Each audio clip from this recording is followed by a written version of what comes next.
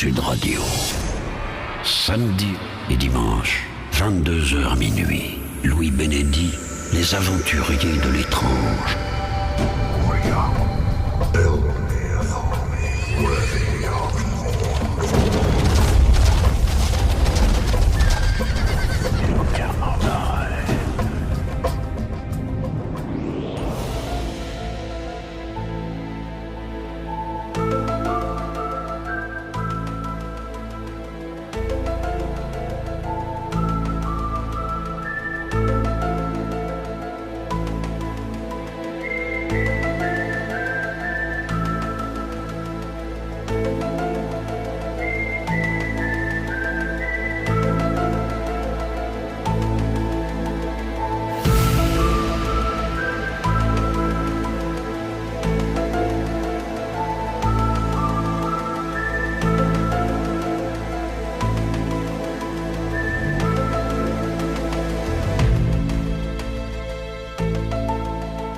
Bonsoir et bienvenue dans Les Aventuriers de l'étrange. Ce soir, nous allons aborder à nouveau le dossier OVNI et étudier de très très près l'hypothèse extraterrestre et des enlèvements dont il serait responsable. Alors, pour aborder ce dossier sensible et très controversé, je me suis appuyé sur un livre que je vous recommande.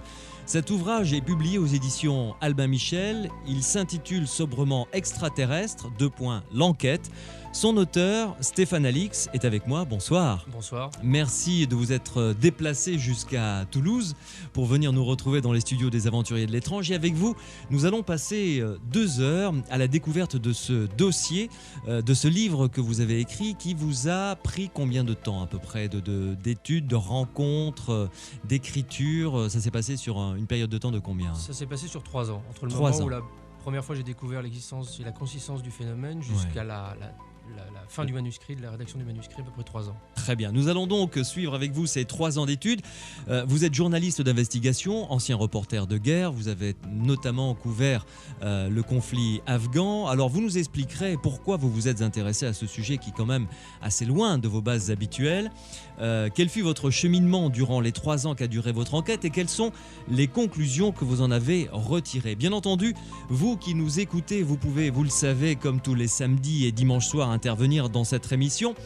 Vous avez 2 biais pour cela. Morad est au standard, il attend vos appels, vos commentaires, vos questions. Si vous avez envie de poser une question, une précision, de demander une précision à mon invité Stéphane Alix, vous appelez le 0826 300 300, 0826 300 300, ou encore vous pouvez intervenir dans les Aventuriers de l'étrange sur Sud Radio par le biais du SMS. Vous tapez Sud sur votre portable, vous laissez un espace, vous rédigez votre commentaire, votre question et vous envoyez le tout au 71 200. Ça arrivera sur l'écran qui est juste sous mes yeux. Ce soir donc, nous allons réouvrir le dossier OVNI. Les Aventuriers de l'étrange avec Louis Bénédy sur Sud Radio. Stéphane Alix, avant d'entrer de plein pied dans ce dossier, à travers votre livre dont le titre est Extraterrestre, l'enquête, publié aux éditions Albin Michel, j'aimerais que, ça ressemble presque à un interrogatoire de police, j'allais dire nom, prénom, âge, profession. non, mais nous retracer rapidement votre parcours. J'ai dit reporter de guerre, journaliste d'investigation, pour voir un petit peu dans quelle direction vous êtes allé avant d'arriver à vous intéresser à ce dossier. C'est vous qui allez devoir essayer de me couper, je suis assez bavard en général. Bon, très bien. Je voulais faire du reportage de guerre quand j'étais lycéen et quand j'étais, à la fin de l'adolescence, c'était une espèce de fantasme, quelque chose qui me motivait beaucoup. Il y avait quelque chose qui me fascinait là-dedans, sans doute une fascination un peu bébête d'adolescent. Ouais. Et j'ai concrétisé ça en fait en 1988 en rejoignant des groupes de moudjahidines afghans qui luttaient contre l'occupation soviétique à ce moment-là en Afghanistan. J'avais 19 ans. J'étais très naïf, je ne savais pas trop du tout où je débarquais. Ouais. Et puis les Afghans qui m'ont pris étaient encore plus naïfs que moi parce qu'ils ont cru que j'étais vraiment journaliste. Ça a été un voyage qui a profondément bouleversé ma vie parce que j'étais vraiment très jeune, très inconscient de ce que je faisais. Ouais. Et je me suis trouvé embarqué pendant plusieurs mois dans le maquis avec un groupe de combattants qui luttaient contre l'armée rouge à l'époque. Quand on touche la mort à 19 ans, ça doit être bizarre quand même, non ? C'est la mort, mais c'est aussi les paradoxes de la guerre. C'est l'ennui, c'est très bizarre, mais Ouais. vous vous retrouvez dans un endroit où il se passe rien. Il se passe rien pendant 3 semaines, et puis tout d'un coup, il va y avoir un événement d'une intensité phénoménale qui va booster toute l'adrénaline que vous avez dans le corps pendant 30 secondes, et puis après, ça repart pour des semaines d'attente. C'est très Ouais. paradoxal, mais ce que ça m'a appris, par contre, c'est à essayer de me poser la question de savoir ce qui était important et ce que je devais rapporter d'un reportage. Parce que j'ai eu la chance de ne pas faire d'école de journalisme. J'ai quitté le lycée avant même de passer mon bac. Ça a évité de me dire ce qu'il fallait que j'aille chercher. Ouais. Et une fois sur place, une fois justement dans ce silence, dans ce temps qui passe, d'une façon différente, au milieu des collines afghanes avec des moudjahidines qui s'embêtent, je me suis vraiment posé la question de savoir qu'est-ce qu'était la guerre, qu'est-ce que je devais en rapporter, si je devais écrire un article, qu'est-ce qu'il devait être. Et ça m'a profondément marqué. Je garde encore les leçons que j'ai tirées de ce voyage aujourd'hui, 20 ans, presque 20 ans après, Ouais. dans l'écoute que j'essaie d'avoir, dans l'attention que j'essaie d'avoir des gens que je rencontre, pour entendre leur propre vie, leur quotidien, avant de m'intéresser à des choses factuelles qui, après tout, disent pas grand-chose sur l'essentiel. Ouais. Alors, vous avez été reporter de guerre. L'Afghanistan, vous connaissez bien. Vous avez également suivi le cheminement de la drogue depuis l'Afghanistan jusqu'en Occident, Oui. en passant par tous les points clés. Ça n'a pas dû être évident non plus. On doit se faire quelques belles frayeurs dans ce genre d'investigation, non? Oui, mais là encore, bon, on peut avoir des frayeurs en traversant aussi la route ici. Non, Oui, ce qui était je important, vous c'est que l'accorde. j'ai voulu m'intéresser à des questions de fond. Il y avait la guerre, mais il y a aussi des sujets un peu sensibles, comme l'est la question de la drogue. Et j'ai voulu, là aussi, comprendre à la base. Donc, le travail que vous mentionnez, je l'ai fait après 2 ans d'enquête, de voyage en Asie centrale, mais aussi beaucoup en Afghanistan. Je suis parti d'un champ de pavots. L'Afghanistan est le premier producteur mondial de pavots depuis plus de 10 ans maintenant. Je suis parti d'un champ de pavots avec les paysans et je suis revenu à pied en France, en Europe, dans l'espace Schengen, sur la route du trafic, en essayant de comprendre par où ça passe, comment ça passe, pourquoi ça passe, etc. Ouais. Et j'ai raconté ça dans un premier bouquin que j'ai publié en 1997, qui s'appelait La petite cuillère de Scheherazade. Qui était la première enquête que je voulais faire. Et suite à ça, j'ai continué à essayer de travailler sur des sujets de fond, parce que le fait d'écrire un livre m'a donné beaucoup de satisfaction. C'est quelque chose dans lequel vous pouvez vraiment partir au fond d'un sujet. C'est un espace dans lequel, sur 300 pages, on peut vraiment expliquer des choses en long et en large. Et j'ai continué à travailler soit sur les questions de terrorisme avec les talibans notamment, soit sur la drogue, à faire un travail d'investigation comme ça. Ouais. Alors, je vous ai demandé un petit peu votre parcours pour que ceux et celles qui nous écoutent puissent vraiment comprendre quel type de personnage vous êtes, ce que vous avez fait avant.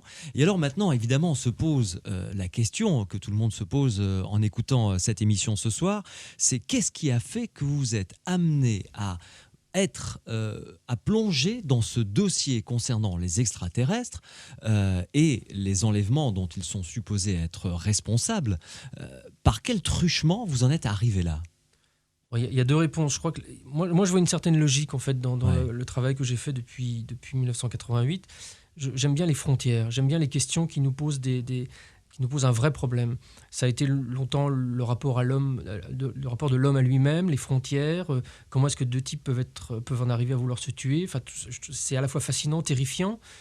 Et là, en fait, avec cette question de sommes-nous seuls dans l'univers, j'ai poussé un peu plus loin la frontière des questionnements qu'on pouvait se poser. Ouais. Très concrètement, en fait, c'est un sujet sur lequel j'avais a priori aucune raison d'aller, parce que c'est un sujet inexistant. Comme la majorité, je pense, des auditeurs ou des gens, ce sujet n'existe pas. C'est-à-dire qu'il y a la vie normale avec l'idée extraterrestre qui peut éventuellement être abordée avec l'hypothèse de vie sur Mars, avec la découverte d'exoplanètes, avec l'origine organique de la vie dans l'univers. Enfin, des questions scientifiques normales. Mais voilà, la question des ovnis, pour ce qui était de mon cas en tout cas, était parfaitement Au pire, c'est indifférente. léger, au mieux, c'est des conneries, quoi. Enfin, Voilà. Ouais.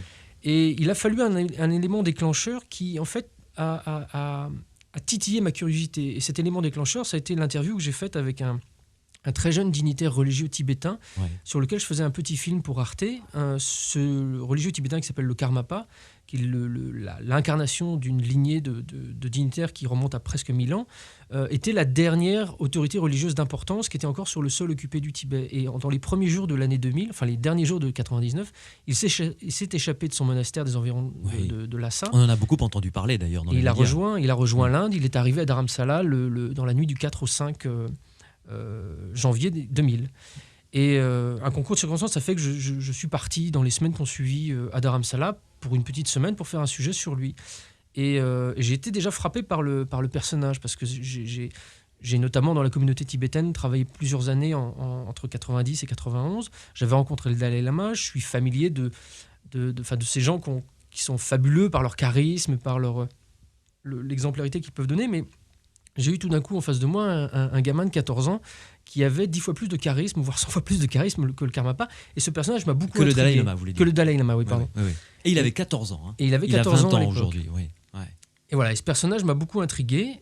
J'ai eu envie de faire un travail plus complet. Il y avait un projet de livre, il y avait différents projets qui tournaient autour. Donc je suis revenu à Dharamsala au printemps 2000 pour faire ce travail plus approfondi sur lui.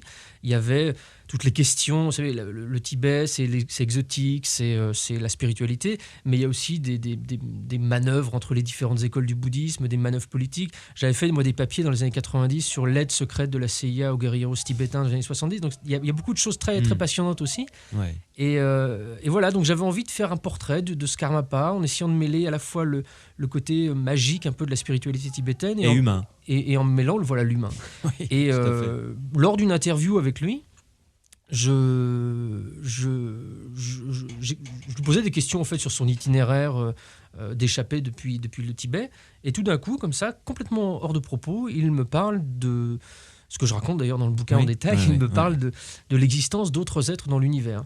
Et à ce moment-là, j'ai vraiment l'impression qu'il se fout de moi. Parce que, mais qu'est-ce que ça vient faire là? On ne parle pas de ça. Et je marque presque ma colère. Et je lui dis, c'est très intéressant, mais là, j'aurais peut-être besoin de votre aide, parce que sur un sujet comme ça, je connais rien. Je suis assez creux. Quoi. Et là, il me dit, avec une intensité et Ouais. une présence, mais vraiment très bizarre, il me dit, mais si ça vous intéresse, on pourra en reparler. Et ça me laisse très, très dubitatif, parce que quelque part, je sens qu'il ne se moque pas de moi. Je n'ai pas Mick Jagger qui est en train de me faire une blague.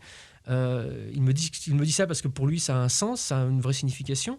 Mais en même temps, voilà, dans mon mode de vie, dans ma vision du monde, ça s'intègre nulle part.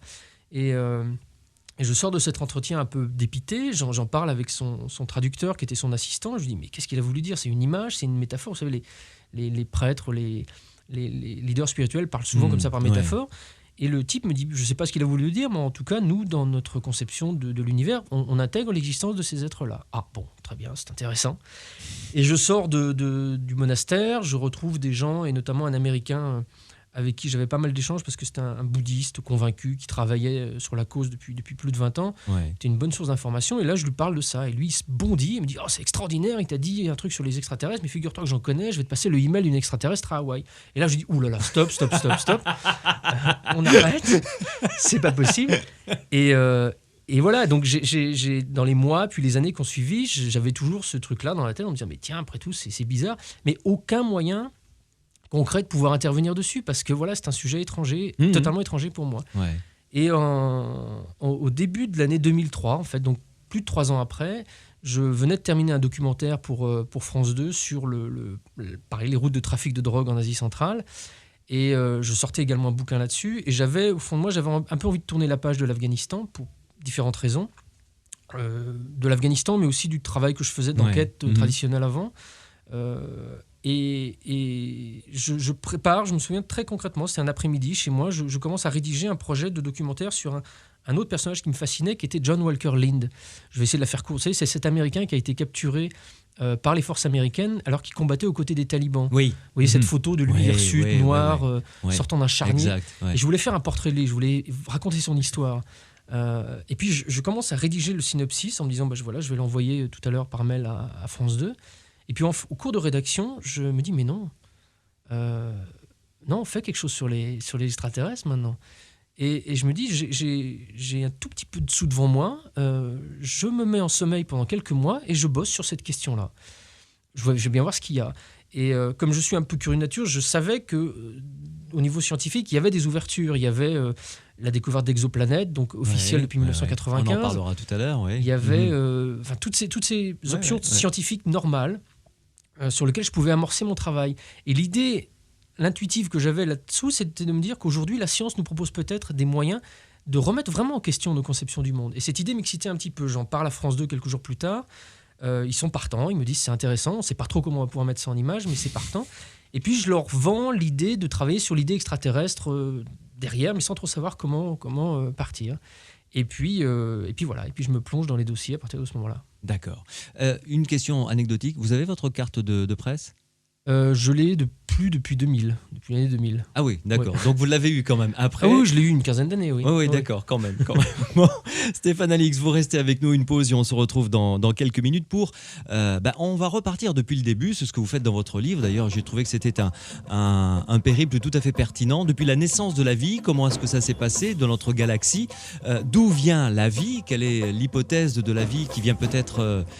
notre vie est peut-être extraterrestre, déjà depuis le départ. On parlera également des exoplanètes et de toutes les hypothèses scientifiques qui présupposent de manière tout à fait sérieuse l'existence très possible d'une vie.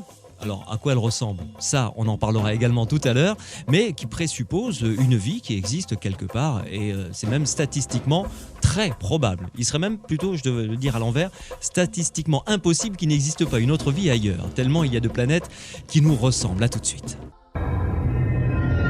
Les aventuriers de l'étrange, avec Louis Bénédy sur Sud Radio.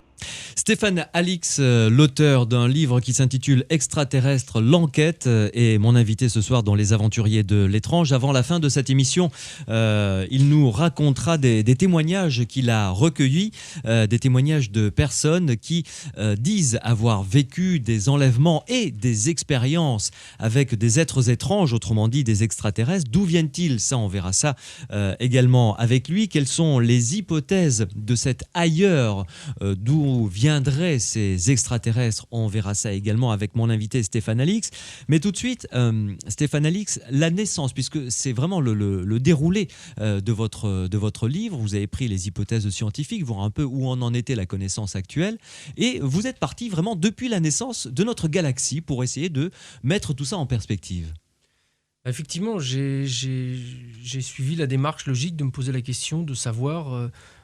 comment la vie apparaît, quand elle apparaît, quelle est la taille de l'univers, quelle est la forme de l'univers, qu'est-ce que l'on sait aujourd'hui sur l'apparition de cette vie. Donc, sans entrer peut-être dans les détails qui sont un peu trop techniques, je mets les bases dans le début de mon bouquin. Ce qui m'a apparu assez flagrant, c'est que déjà notre galaxie est extrêmement jeune par rapport à l'âge de l'univers. Notre univers a été créé, selon les théories qui font l'unanimité, à peu près l'unanimité aujourd'hui. Le Big Bang a eu lieu entre 13 et 14 milliards d'années. Notre galaxie est née à peu près 5 milliards d'années. Donc il y a un peu plus de 9 milliards d'années dans lesquelles d'autres planètes ont apparu dans l'univers, d'autres étoiles, donc d'autres planètes possibles selon les observations actuelles. Et la conclusion auquel j'arrive, mais qui là aussi fait à peu près l'unanimité aujourd'hui, c'est de se dire que la vie a pu apparaître dans l'ensemble de l'univers des milliards d'années avant qu'elle n'apparaisse sur Terre. D'ailleurs, vous citez un scientifique qui a ramené tout ça sur un an, d'ailleurs. C'est Carl Sagan, oui. Le Big Bang, pour que l'on comprenne bien à peu près ce qui s'est passé. Et évidemment, tout est réduit à quelques secondes en ce qui nous concerne. Depuis le Big Bang, qui est le 1er janvier jusqu'au 31 décembre, donc qui ferait une année et qui serait l'étalon, nous, la vie de notre galaxie et la vie de la création de l'espèce humaine, c'est quelques secondes. C'est quelques secondes, effectivement. Si on part du Big Bang, qui est le 1er janvier, 0h, et le 31 décembre à minuit. C'est très intéressant actuel. D'ailleurs, ce découpage, oui. On le doit à Carl Sagan, qui l'a publié dans Les Dragons de l'Éden. Et c'était pour montrer justement la petitesse, la futilité de l'existence humaine sur l'échelle de l'univers. Nous, on apparaît, je crois qu'Alexandre le Grand apparaît quelques 4 secondes avant le 1er janvier. Donc l'ensemble de la civilisation actuelle n'a que quelques secondes au regard d'une année entière sur l'univers. Alors une galaxie qui serait née juste 5 minutes avant la nôtre, ils auraient une avance, ils pourraient avoir une avance colossale, phénoménale. Dans ce calendrier cosmique, effectivement, Carl Sagan dit même si une étoile est née, nous notre étoile, alors je voudrais pas dire de bêtises, il me semble que la planète se forme en septembre dans ce calendrier. Si effectivement une planète s'est formée, ne serait-ce qu'une seule journée du calendrier cosmique avant nous, ça fait 41 millions d'années. Et selon les hypothèses actuelles, si on ne s'autodétruit pas, ce qui est malheureusement fort probable, dans 41 millions d'années, Dieu sait où on sera. On aura, je l'espère, bien évolué. On aura peut-être égrené dans l'ensemble du système solaire. Enfin bon, là, c'est vrai. Oui, tout à fait. Et alors, parlez-nous des exoplanètes. Parce que alors ça, c'est une réalité tangible. Je veux dire, les scientifiques en ont découvert. Qu'est-ce qu'une exoplanète? Et puis, combien y en a-t-il? Parce qu'on en découvre sans cesse. Ça, c'était plus ou moins admis de façon théorique. Et puis, on doit la première découverte d'une exoplanète à deux astronomes suisses, Didier Queloz et Michel Mayor, en 1995, donc il y a à peine plus de 10 ans. Le problème d'une exoplanète, c'est que c'est donc une planète qui tourne autour d'un autre soleil que le nôtre, ailleurs dans l'univers. Le problème, c'est qu'un soleil est très lumineux et qu'une planète n'émet pas de lumière et elle va être donc totalement aveuglée et disparaître dans la luminosité du soleil. Imaginez-vous voir la lumière d'une luciole juste à côté d'un phare de voiture. Il sera totalement invisible. Donc il a fallu affiner des méthodes de détection. Et notamment celle qui a permis à Queloz et Mayor de découvrir la première exoplanète, ça a été de détecter non pas la présence ou la lumière de cette planète, mais de détecter l'influence gravitationnelle qu'elle avait sur l'étoile à côté. Donc c'est une oscillation extrêmement minuscule, mais qui est quand même constatable. C'est-à-dire que l'étoile plus la planète forment un système d'une masse, et donc la rotation de l'étoile est un tout petit peu déviée par rapport à la rotation qu'elle devrait avoir s'il n'y avait aucune masse lourde autour d'elle. Donc c'est un peu complexe, mais là aussi je l'explique en détail dans le bouquin. Et ça a donc permis, je crois que c'était octobre 87, de montrer que pour la première fois qu'il y avait l'existence réelle d'une planète autour d'une étoile. Donc là, il s'agissait d'une planète très massive, très proche de son étoile, mais les découvertes ont été en accélérant depuis. Et là, j'ai entendu Didier Queloz, il y a quelques jours, je participais à une émission où il est intervenu depuis le Chili. Il est en ce moment en train de travailler sur un programme pour continuer la détection d'autres planètes. Donc, on affine les méthodes de détection, on permet d'en trouver qui sont plus éloignées de leur étoile, avec une masse plus faible ou plus dense, ce qui permet d'avoir ce qu'on appelle une zone d'habitabilité plus possible, parce que là pour l'instant ce qu'on découvre c'est des choses très denses, très gazeuses qui sont proches de l'étoile, donc où la vie telle qu'on la connaît ne peut pas apparaître. Mais voilà, et ça combiné à d'autres recherches notamment qui m'ont été confiées par Rudy Schill, qui est astrophysicien au centre Smithsonian à Harvard, d'autres recherches qui portent notamment sur la naissance des galaxies actuelles, nous permettent de se dire que l'existence de planètes et de systèmes planétaires autour de la majorité des étoiles est peut-être simplement une évidence. Donc on se retrouve non plus avec un système solaire comme le nôtre, qui est une exception dans l'univers, mais avec une possibilité théorique facilement, pas vérifiable, mais facilement acceptable de l'existence d'un nombre colossal de planètes, donc de planètes habitables. Bien sûr. Et du coup, la probabilité de l'existence d'une vie, quelle qu'elle soit, se trouve accrue, évidemment. La conclusion auquel j'arrive, moi, qui reprend en fait le consensus actuel sur la question, que reprend Hubert Reeves et plein d'autres chercheurs qui travaillent sur cette hypothèse, là encore une fois, sans entrer dans des détails, c'est que la vie est une banalité. La vie est apparue très probablement dans l'univers, dans un nombre incalculable de fois, et que le problème qui se pose, ça va plutôt être un problème de communication entre ces différentes formes de vie que simplement leur existence théorique. Ouais. Et alors, d'ailleurs, même ça c'est une hypothèse scientifique qui est de plus en plus courue et adoptée par les astrophysiciens, c'est que notre existence même sur cette planète serait due à l'arrivée de vie extraterrestre, c'est-à-dire une météorite avec peut-être des molécules, avec peut-être des fragments de vie infimes à l'intérieur qui après se seraient répandus, auraient prospéré sur la Terre et ainsi de suite. Ça, c'est une des questions que je trouve très fascinante, que j'ai pas trop abordée dans ce bouquin, mais que je développerai dans le prochain. C'est l'origine du code ADN, effectivement. Nous sommes d'origine extraterrestre, mesdames, messieurs, qui nous écoutent. C'est bien possible, parce que très brièvement, en fait, la Terre a commencé à être un espace vaguement stable, toujours extrêmement dangereux, nocif, etc., et sur laquelle la vie est apparue quelques centaines de millions d'années après qu'elle soit devenue vaguement stable, c'est-à-dire les premières traces fossiles de vie, c'est-à-dire il y a peut-être des traces, de la vie qui est apparue antérieurement, mais les premières traces fossiles datent de 3,9 milliards d'années. La caractéristique intéressante de ces organismes-là, qui sont des microbactéries, c'est qu'elles ont un code qui est exactement le même que celui qui nous compose aujourd'hui, le code ADN. Il est beaucoup plus simple, beaucoup plus réduit, il y a beaucoup moins de nucléotides, mais la base est la même, le code est le même. Donc, la constitution au hasard, comme ça, par tâtonnement de ce code, est une aberration statistique. C'est pas possible. Si vous faites le calcul de l'imbrication de tous ces acides aminés d'une certaine manière pour constituer ce double code, parce que c'est pas un code, c'est un double code, c'est statistiquement atterrant de se dire que c'est apparu comme ça en tâtonnement par hasard. Et ça fait dire à quantité de chercheurs, donc Christian de Duve, par exemple, prix Nobel de médecine, que la vie est probablement apparue sur Terre venant d'un autre foyer, peut-être de Mars, peut-être même hors de notre système solaire. Et on est en train de faire des essais. Je me souviens d'en avoir parlé avec Jean-Pierre Ignoré, notamment, qui avait dirigé une expérience comme ça à bord de la station Mir, où il avait exposé des micro-organismes au vide stellaire pour voir s'ils étaient altérés, si on pouvait les conserver. Donc voilà, c'est une hypothèse qui est aujourd'hui parfaitement admise, qui s'appelle l'exobiologie d'ailleurs, et qui réunit énormément de chercheurs. Et c'est très prometteur. Une nouvelle pause, Stéphane Alix, et ensuite on se retrouve pour parler des témoignages que vous avez recueillis d'observations d'OVNI. Vous en citez quelques-uns qui sont passionnants dans ce livre. Et là, vous avez réellement commencé à rentrer dans ce sujet pour aller jusqu'à rencontrer John Mack à Harvard, on en parlera tout à l'heure, et à rencontrer ensuite des gens qui ont vécu des enlèvements par des extraterrestres, des expériences faites sur eux, avec des traces, avec des implants. On en parlera également puisque c'est présent dans votre livre paru aux éditions Albin Michel. Des aventuriers de l'étrange, avec Louis Bénédy sur Sud Radio. Et le dossier OVNI avec un livre que je vous recommande, Extraterrestre, l'enquête, aux éditions Albin Michel. Stéphane Alix, son auteur, journaliste d'investigation, est mon invité ce soir. Alors Stéphane Alix, après ce long préambule mais très intéressant, entrons, si vous le voulez bien, dans le vif du sujet. Vous-même, vous avez rencontré des gens qui ont observé des OVNI, vous avez discuté avec eux, vous avez recoupé évidemment leurs observations et avant que vous nous en racontiez, quel était le dénominateur commun? Il y avait une vraie émotion, une vraie interrogation chez ces gens-là, qui n'étaient pas les derniers des idiots les trois quarts du temps. Avant même de rencontrer des témoins, disons, parallèlement au fait que je rencontrais des témoins, ce qui a été vraiment important pour moi, c'est de m'apercevoir que ces témoins-là étaient des gens respectables, respectés pour beaucoup, et qu'ils avaient donné lieu à des études très sérieuses, et notamment en France, mais aussi aux États-Unis.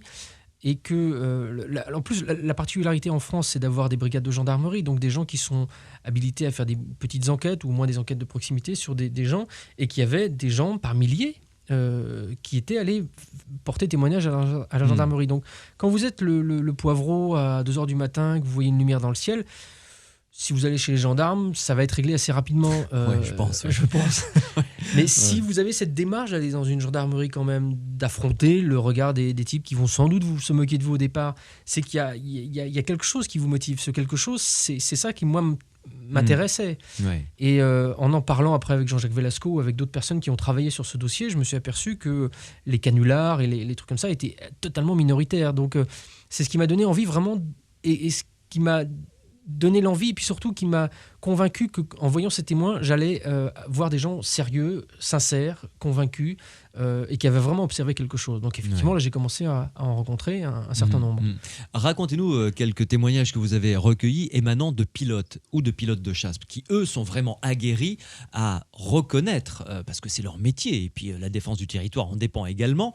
Donc, je veux dire, c'est des gars qui ont des sang-froids, qui ont des nerfs d'acier, qui savent réagir en période de tension extrême, et surtout qui ont une acuité visuelle et une connaissance de tout ce qui vole qui est largement supérieure à la moyenne, à vous ou moi.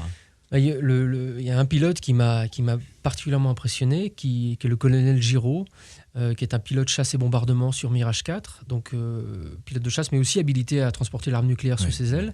Voilà. C'est pas un rigolo. Non. Et le colonel Giraud a été confronté lors d'un retour de mission d'entraînement de nuit à un objet lumineux dont il devinait la masse derrière. Derrière cette lumière. Hein, derrière cette lumière. La masse, selon lui, était vraiment importante. Très importante. Il était à bord de son Mirage 4, il y avait son copilote derrière. Et de retour de mission sur une trajectoire rectiligne, ils sont abordés par l'arrière par cette lumière qu'ils voient arriver. Il croit que c'est quelque chose de menaçant, donc il commence à entamer une manœuvre d'évitement, et puis l'objet change de trajectoire, le suit, donc du coup il accentue énormément son virage, l'objet le suit à l'intérieur de son virage, en faisant ce que disait le colonel Giraud, une accélération, ça aurait dû équivaloir à 5-6 G d'accélération. Il n'y a aucun banc sonique, il n'y a rien, c'est un silence pour peu qu'il puisse en juger lui, mais il n'y a pas eu de plainte au sol par exemple, c'était au-dessus d'une grande ville, au-dessus de Luxeuil. Et voyant que l'objet le suit dans son visage, là, dans son virage, pardon, ça devient, c'est une manœuvre pas agressive parce qu'il n'a pas employé ce mot, mais c'est une manœuvre tactique sur lui. Donc il renverse son virage complètement sur la gauche pour essayer d'échapper à, je fais des gestes, je sais pas à quoi ça sert d'ailleurs, pour essayer d'échapper à son poursuivant. Et là, l'objet coupe son virage et part à une vitesse mais faramineuse et disparaît à l'horizon. Et là, il demande au sol s'il y a eu un contact radar, parce qu'ils ont un contact radar permanent. Le sol n'a rien. Demande à colonel Giraud de vérifier son oxygène. Il sait très bien qu'il n'a pas de problème d'oxygène. Son copilote a également été témoin de l'observation. Et puis là, il se passe 30, 40 secondes pendant lesquelles il reprend un peu ses esprits. Puis tout d'un coup, il dit à son copilote, ça revient. Et là, la lumière se représente à l'arrière, exactement la même configuration que la première fois, et la manœuvre recommence. Alors là, il est un tout petit peu plus préparé parce qu'il y a l'effet de surprise de moins, donc il refait sa manœuvre d'évitement, et la tactique l'engin le suit, voilà, la tactique se représente, et l'objet redisparaît une deuxième fois. Et puis là, il va se poser à Luxeuil, et puis il n'y aura pas eu d'autre chose de la nuit. Moi, quand on s'arrête là, je peux vous assurer que quand j'ai vu le colonel Giraud me raconter ça, j'étais estomaqué. Parce que, effectivement, comme vous le disiez, j'ai en face de moi quelqu'un qui fait partie de la défense de notre pays, qui est la police du ciel. J'ai côtoyé pas mal de pilotes aussi. C'est des gars qui sont capables de réagir dans des situations où nous, on serait déjà tétanisés de peur ou je ne sais quoi. Des types, tout d'un coup, je connais un autre pilote, son cockpit explose, il est bloqué dedans. En une fraction de seconde, il a la présence d'esprit de s'éjecter, d'ouvrir son parachute alors qu'il est à quelques centaines de mètres du sol pour s'écraser. Enfin, ces gens-là sont capables d'avoir des réactions, à la fois d'identifier ce qui se passe dans leur volume de vol et à la fois de réagir très très vite par rapport à ça.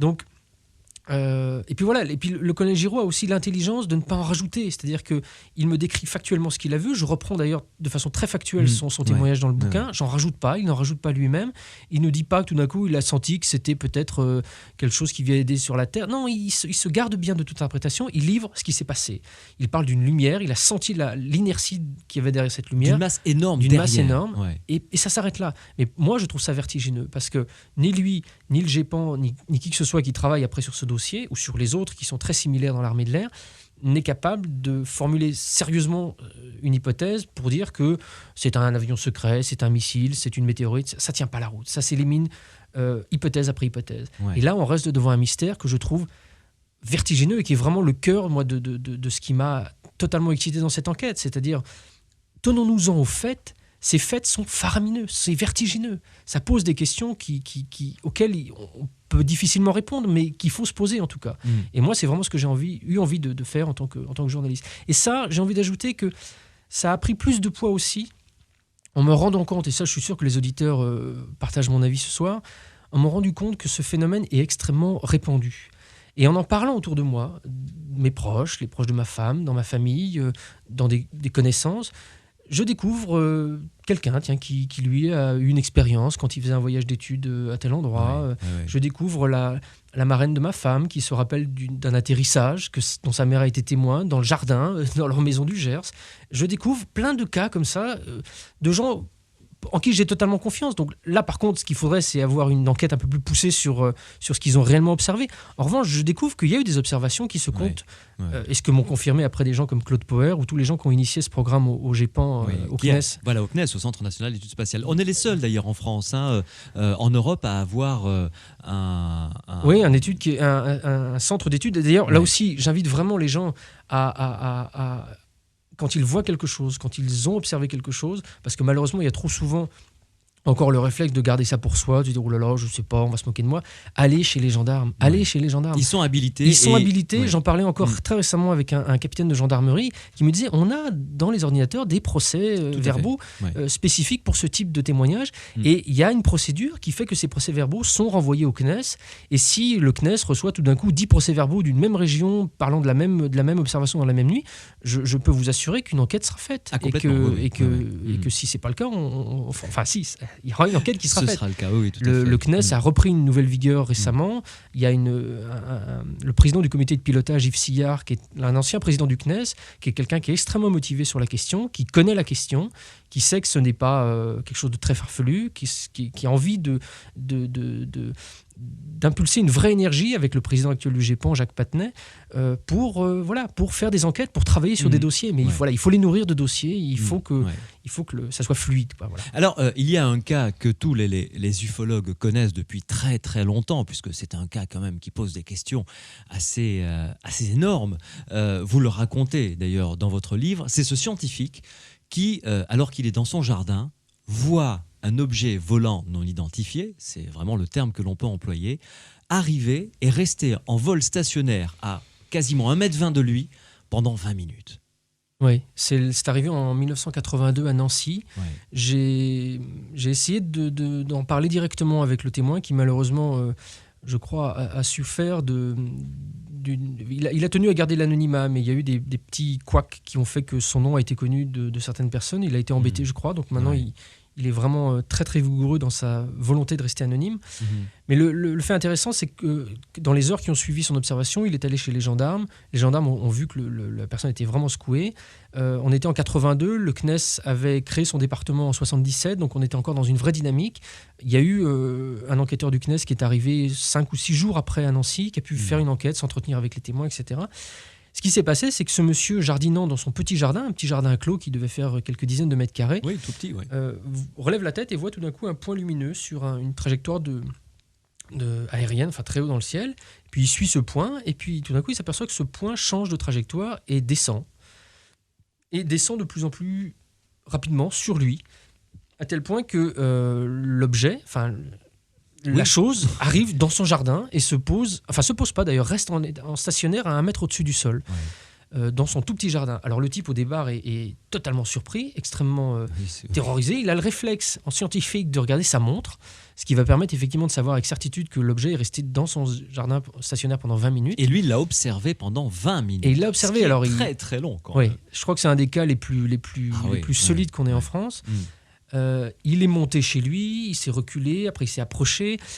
Je tiens juste à préciser, parce que je reprends en détail ce témoignage dans le livre, en utilisant notamment le rapport de gendarmerie et la note technique qui avait été publiée par le GEPAN à l'époque, qui est très très précise, en utilisant vraiment les mots du témoin. Ce qui m'a frappé en tout premier lieu, c'est que d'un commun accord avec les gendarmes, le témoin décide de parler d'objet. Mais c'est pas le premier mot qui vient à l'esprit. Le premier mot, c'est phénomène. Et moi, ce témoignage m'a vraiment bouleversé parce que ce monsieur, donc jeune, scientifique, en pleine journée, observant un objet pendant 20 minutes, va être capable de décrire le dessous de l'appareil, enfin de l'objet. Il arrive à trouver un comparatif avec un métal dont il a vu récemment un objet dans une exposition à Nancy. Mais le dessus, il en est incapable. C'est ça qui est étonnant. Vous imaginez, vous, être devant quelque chose, quoi que ce soit, et être incapable de le décrire alors que vous êtes resté devant pendant 20 minutes. Vous n'arrivez pas à trouver... Enfin, il arrive vaguement à trouver une couleur, mais c'est pas vraiment ça. Bleu, turquoise, mer du Sud. Mais lagon, voilà. Ça semble vivant, mais en même temps, c'est pas vivant. À un moment, il dit, mais c'est comme si j'étais dedans. Enfin, on entre tout d'un coup dans des terminologies, dans un langage qui n'a plus rien à voir avec la description d'un objet. Et moi, c'est vraiment ce que j'ai voulu retenir de ce phénomène, parce que en ayant lu le compte-rendu que j'ai vu, effectivement, c'est un cas qui est assez connu, je l'ai vu dans d'autres ouvrages, On est dans cette idée d'objet, on est dans cette idée de circonstances un peu bizarres. Sphérique, Sphérique, il voilà. décrit la dimension, le dessous en métal, etc. Oui, avec pas de rivets, pas de... Enfin, voilà. Mais quand on entre dans les mots du témoin lui-même, Ouais. là, l'idée d'objet disparaît. Et on s'aperçoit qu'on est vraiment confronté à quelque chose qui n'est pas de chez nous, qui n'est pas de notre monde. Un engin secret, une sonde, un ballon météo ou je ne sais quoi, qui va se poser dans votre jardin, même si c'est un matériel un peu bizarre et nouveau, au bout d'un moment, vous allez trouver la façon de le décrire. Sans même parler après des caractéristiques de vol, parce qu'une fois les 20 minutes passées, cet objet, tout d'un coup, l'herbe se redresse sous l'objet, comme si elle était comme les cheveux dans un courant électrique, et l'objet part à une vitesse constante, instantanément à la verticale, et disparaît très très haut, en silence. Donc voilà, les circonstances de l'observation, la solidité du témoin, le rapport de gendarmerie, l'enquête du GEPAN derrière, le fait que de la végétation derrière un massif, notamment d'amarante, ait été abîmée. Alors je sais que les prélèvements n'ont pas été faits dans des conditions optimales, mais... elles ont été étudiées quand même, et on a parlé de micro-ondes, oui, effectivement. Après, voilà, les pieds n'étaient pas brûlés, mais la partie qui était à peu près à la hauteur de l'objet a été brûlée. Ça, moi, ça m'a fortement impressionné. C'est un cas... Et alors, on va faire une nouvelle pause et je veux qu'on revienne sur ce que vous avez à peine évoqué, c'est-à-dire le témoin qui n'a pas su décrire ce qu'il avait vu. Alors, comment voit-on notre environnement ? Parce que c'est une partie de votre livre qui est passionnante et qui fait que, même si on est témoin de quelque chose, vous avez cité d'ailleurs l'exemple des Incas qui ont vu arriver les bateaux des premiers conquistadors, ils ne connaissaient pas. Donc, ils les ont vus à travers leur banque de données à eux. Et ça a donné quelque chose de complètement différent puisqu'ils ne savaient pas ce que c'était des bateaux, des navires de guerre, évidemment. Donc, on va revenir là-dessus et ça aidera à comprendre comment peut-on interpréter un témoignage. Ça, c'est intéressant. À tout de suite. Les aventuriers de l'étrange, avec Louis Bénédy sur Sud Radio. En compagnie de Stéphane Alix, journaliste d'investigation, ancien reporter de guerre, qui a écrit un bouquin passionnant et très pertinent qui s'intitule Extraterrestre, l'enquête aux éditions Albin Michel. C'est pas du cire-pompe, Stéphane Alix, je le pense vraiment. On en a parlé longuement avec Pierre Massiès qui m'aide à construire cette émission.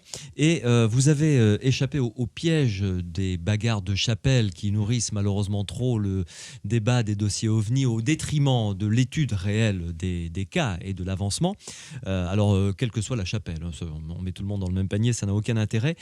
En revanche, on va revenir sur le sujet qu'on a abordé juste avant la pause, c'est la manière de voir les choses. Alors, j'aimerais que vous commenciez, avant de nous parler de John Hull, que vous avez rencontré, vous nous direz qui c'est, et ce qu'il a apporté de pertinent dans le dossier, non pas extraterrestre, parce que je suppose que ça ne l'intéressait pas, mais dans la perception du monde, ça c'est bien. Racontez-nous cette anecdote historique des Incas qui voient arriver les premiers navires des conquistadors. C'est les Aztèques. Les Aztèques. Raté Louis. C'était bien joué, mais raté. C'est une anecdote qui est rapportée par un historien, Salvador de Madriaga, qui rend compte de l'arrivée de Cortés dans le golfe de Mexico. Et il cite vous savez, c'était l'époque où il y avait cette prophétie qui sclérosait tout l'empire aztèque à l'époque, disant que le Quetzalcoatl allait revenir, cette espèce de dieu, etc. Et l'empereur aztèque à l'époque, Montezuma, vivait un peu dans cette crainte-là. Et quand les navires de la flotte de Cortés se présentent dans la baie de Mexico, les émissaires qui sont en fait, ou les messagers qui surveillent, arrivent au palais de Montezuma et lui disent qu'il y a des collines sur la mer.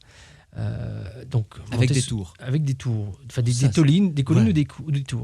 Donc Montezuma envoie des messagers observer ça pour lui rendre compte précisément de ce qui se passe. Et les messagers ils partent et reviennent et disent oui, effectivement, il y a des tours.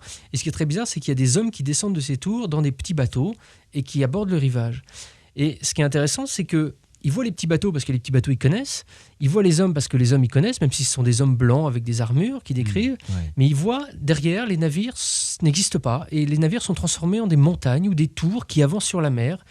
Et voilà, la construction du grand bateau n'existe pas. Mais cette histoire-là, je crois que Darwin l'a racontée aussi à propos des Patagons. J'ai entendu les mêmes anecdotes avec des Papous à qui on projetait un film au début du siècle. Et les Papous voient la ville, voient le chemin de fer et tout ça, mais ça provoque absolument aucune réaction. C'est comme s'ils voyaient quelque chose d'invisible. Et puis d'un coup, ils éclatent tous de rire, personne ne comprend pourquoi. Et en revisionnant le film qu'on leur projette, on s'aperçoit qu'il y a une poule tout d'un coup qui traverse. Ouais. Et la poule est le seul élément connu de ces gens-là. Ça, ils connaissent. Et tout d'un coup, voilà, ça crée quelque chose. Ouais. En fait, le travail de John Hull, en fait, que j'ai malheureusement pas rencontré, mais je l'ai un peu rencontré par procuration grâce à un film d'une réalisatrice de documentaire qui s'appelle Marie Mandy, qui a fait un travail extraordinaire. Un film qui s'appelle Voir sans les yeux, où elle explore le monde de la cécité et elle trouve justement en plus les moyens télévisuels de nous raconter ça. C'est brillant. Et dans ce film-là, j'ai découvert l'existence de John Hull, qui est un professeur, notamment théologien à l'université de Birmingham, et qui a publié des livres, parce que ce monsieur a eu toujours des problèmes de vue, mais il est devenu totalement aveugle à l'âge de 45 ans. Et c'est quelqu'un qui a une vraie réflexion. Il est brillantissime dans son exploration de sa plongée dans la cécité. Et ce qu'il a mis en avant, sans entrer non plus trop dans le détail, parce que ce serait une longue histoire, ce qu'il a mis en avant, c'est en fait, la phrase qui m'a frappé, c'est qu'il a dit que je voyais avec mon cerveau. Je me dis, mais ça veut dire quoi, voir avec son cerveau ? Et de là, je me suis plongé un petit peu dans les travaux sur la perception cognitive. Qu'est-ce qui se passe quand on voit ? Qu'est-ce qui se passe quand on a... Alors, ce fameux chat noir et blanc, quand vous le voyez, vous êtes en train d'écrire, vous le voyez. En fait, c'est son reflet que vous voyez. Alors, pour résumer, et vous allez le détailler, il y a moitié ce que votre rétine perçoit et moitié souvenir, le tout amalgamé pour créer l'image dans votre cerveau, pour créer ce que vous voyez. Voilà, en fait, ce qui tape la rétine, ce sont les photons. Donc les photons que vous émettez, les photons soit qui sont émis, soit qui sont reflétés sur les choses qui nous entourent. Ces photons entrent dans la rétine, se transforment en message électrochimique, parviennent au cerveau. Et là, il y a un gap. On ne sait pas ce qui se passe. Et en une fraction de seconde après, il y a une image qui se crée. Mais on ne sait pas du tout comment cette image se crée. Et ce qui est très troublant, c'est qu'en ayant fait pas mal d'études sur ce cheminement, ce mécanisme, on s'aperçoit qu'effectivement, l'image qui se crée à 50% à partir du message envoyé par les photons, mais à 50% à partir d'autres choses qui sont générées dans le cerveau. Une banque de données et que l'on a. On estime être simplement la banque de données. Donc en fait, on voit ce qu'on s'attend à voir. Et si on est confronté à quelque chose qui n'existe pas dans notre univers, on peut ne pas le voir. Ou on peut au contraire aussi voir des choses qui ne sont pas là. Voir des collines sur la mer. Voir des collines sur la mer, voilà.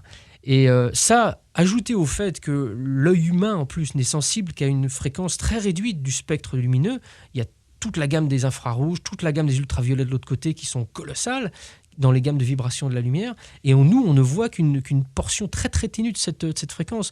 Donc ça a été l'amorce, je dirais, de mon questionnement sur qu'est-ce que c'est que la réalité, qu'est-ce que c'est que ce que l'on voit. Est-ce que ce que je vois existe parce que je le vois ? Est-ce que ce que je vois existe parce que je le touche ? Et c'est aussi tout ce que j'ai voulu essayer d'aborder un peu plus en détail que simplement en le survolant rapidement. Et voilà, j'ai consacré pas mal de chapitres dans le livre pour montrer que le monde qui nous entoure, en fait, est plutôt invisible et plutôt vide. Ouais. Alors justement, pourquoi est-ce que c'est pertinent de consacrer un chapitre à cela, à ce thème, dans un livre concernant les observations d'OVNI et les extraterrestres ? Parce que si on est je reprends au début. Disons que moi, ce qui m'a frappé après quelques mois de familiarisation avec le phénomène OVNI uniquement, c'est le mot intelligence. C'est ce qui ressort, et ce qui fait, j'ai l'impression, à peu près l'unanimité dans le monde des ufologues et dans les gens qui travaillent sérieusement sur la question. Il y a un phénomène intelligent. Et je retiens le mot des pilotes, du colonel Crean ou du colonel Giraud. Quelque chose les a poursuivis, est intervenu sur leur avion en vol avec un comportement tactique. Le colonel Crean aussi, dont je relate l'expérience en détail, faisait une manœuvre d'interception à 2 avions, donc ils étaient à 2 Mirage 3 en vol, et ils s'interceptaient l'un l'autre. C'était la manœuvre de nuit. Et il y a un 3e objet qui est venu faire exactement ce qu'ils faisaient eux l'un sur l'autre. Et ça, c'est pas aléatoire. Ça, c'est pas un phénomène naturel qu'on comprendra plus tard. C'est ce que me dit à un moment aussi Claude Power, le fondateur du GEPAN au sein du CNES. Il me dit, ça, c'est pas un phénomène naturel, c'est un phénomène artificiel. Donc, voilà, moi, après 6 mois d'enquête, de découverte, des travaux, de Sturrock, du GEPAN, enfin, de tous les travaux sérieux du Cometa qui ont été faits aussi en France, pardon, je reste avec ce mot intelligence, tactique. Et je me dis, mais c'est énorme. Moi, je suis, comme vous l'avez dit au début, je suis journaliste d'investigation. Donc, soit il y a des faits, soit il n'y en a pas. Et s'il y a des faits, pourquoi est-ce qu'on n'en parle pas plus normalement? Pourquoi est-ce que ça crée des telles tensions? Pourquoi est-ce que ça crée des telles peurs, des telles parano? L'hypothèse on nous cache tout, X-Files et tout ça, je n'y crois pas. J'ai travaillé avec des services de renseignement. Oui, d'ailleurs, c'était juste un clin d'œil au départ. Oui, non mais c'était de l'humour. Non, mais l'explication par un grand complot qui nous cacherait la vérité, j'y crois pas une seule seconde. Vraiment, j'ai pas travaillé avec les services de renseignement, mais je suis familier de leur mode de fonctionnement et de leur mécanique, notamment en Afghanistan et en Asie centrale. Je sais comment ça fonctionne. Voilà, c'est pas ça. Donc, je voulais comprendre. Donc, il y a beaucoup de raisons sociologiques après sur nos peurs, sur nos difficultés à aborder les phénomènes un peu nouveaux, mais il y a aussi nos difficultés à simplement définir ce que c'est que le réel. Ouais. Et ça, la physique quantique, depuis 80 ans, 90 ans aujourd'hui, nous offre une porte d'entrée sur une réelle nouvelle définition de notre réalité, mais on ne l'a pas encore intégrée dans nos cheminements, on ne l'a pas encore intégrée dans d'autres disciplines comme la biologie. Et en fait, bon, on en parlera tout à l'heure de la physique quantique et du concept de non-localité. Là, il va falloir préparer les tranxènes, préparer les aspirines, parce que c'est un peu jus de cervelle, mais c'est passionnant. En revanche, on peut en revenir à cette manière de voir quelque chose que l'on ne connaît pas, en sachant que l'œil y est pour 50% et la banque de données pour les autres 50% pour créer cette image. On peut en revenir à la difficulté qu'a eu ce scientifique à Nancy pour ne pas réussir à décrire ce qui faisait le haut de cet ovni qu'il a vu dans son jardin pendant 20 minutes. C'est à peu près la même chose. Exactement. Je l'ai mis ça correspondait en rien à ce qu'il connaissait. Exactement. Ça correspond à rien à ce qu'il connaît. C'est étranger à ce monde, à notre monde et à notre univers. Moi, je ne pense pas prendre beaucoup de risques interprétatifs en voulant affirmer que ça. Il faut aussi appeler un chat. On est face à un phénomène qui a une origine non humaine, non terrestre, ça j'en sais rien, mais non humaine en tout cas, qui fait pas partie de notre univers, qui fait pas partie de notre univers quotidiennement admis, qui est peut-être plus intégré dans d'autres cultures et dans des cultures traditionnelles. Ça, c'est aussi un des aspects que j'ai développé plus tard dans le bouquin. Mais voilà, on est face à quelque chose qui est étranger. Et moi, le cas de Nancy, qui a des conditions d'observation optimum, une durée d'observation optimum, on est sûr de pas mal de paramètres de cette observation. Voilà, quelqu'un qui est incapable de décrire la partie supérieure de quelque chose qu'il a en face de lui. Je trouve ça, je remplis encore le même mot que tout à l'heure, mais pour moi, c'est vertigineux. Voilà, si je vois un chat, si je vois un animal bizarre, si je vois un truc bizarre quelque part dans un voyage, et j'en ai vu, je vais toujours trouver une métaphore poétique pour le décrire. Là, non, ce témoin veut rester objectif, veut trouver des mots le plus proche possible. Donc voilà, il arrive à s'approcher un peu, c'est pas usiné, il n'y a pas de rivet, on n'a pas l'impression que ça soit fabriqué. Mais voilà, ça s'arrête à quelque chose et ça ouvre, à mon avis, la question centrale de notre rapport au phénomène ovni. On est confronté à quelque chose qui n'est pas de notre univers.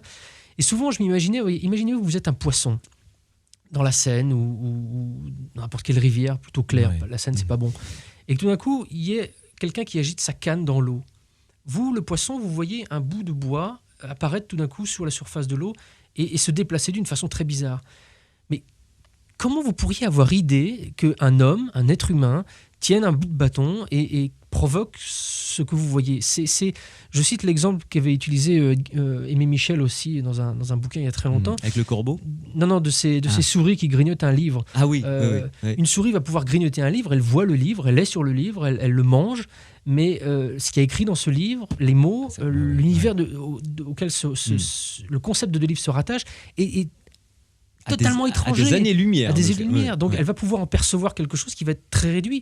L'aspect gustatif, le bon goût des pages, mais ça s'arrête là. Et si on demande à la souris de tirer des conclusions sur ce que c'est que ce qu'elle est en train de manger, on va arriver à des théories n'importe quoi. Si on trouve un sociologue des souris qui nous explique qu'en fait, voyez, vous en êtes. Donc, voilà, moi, c'est ça qui m'intéresse, parce que j'ai l'intuition et qui est vraiment étayée après par beaucoup d'observations, de témoignages, qu'on est devant quelque chose qui nous échappe, qui a une autre dimension, et dont on n'a pas les outils qui nous permettent d'en saisir vraiment la dimension. Et qui peut être énorme.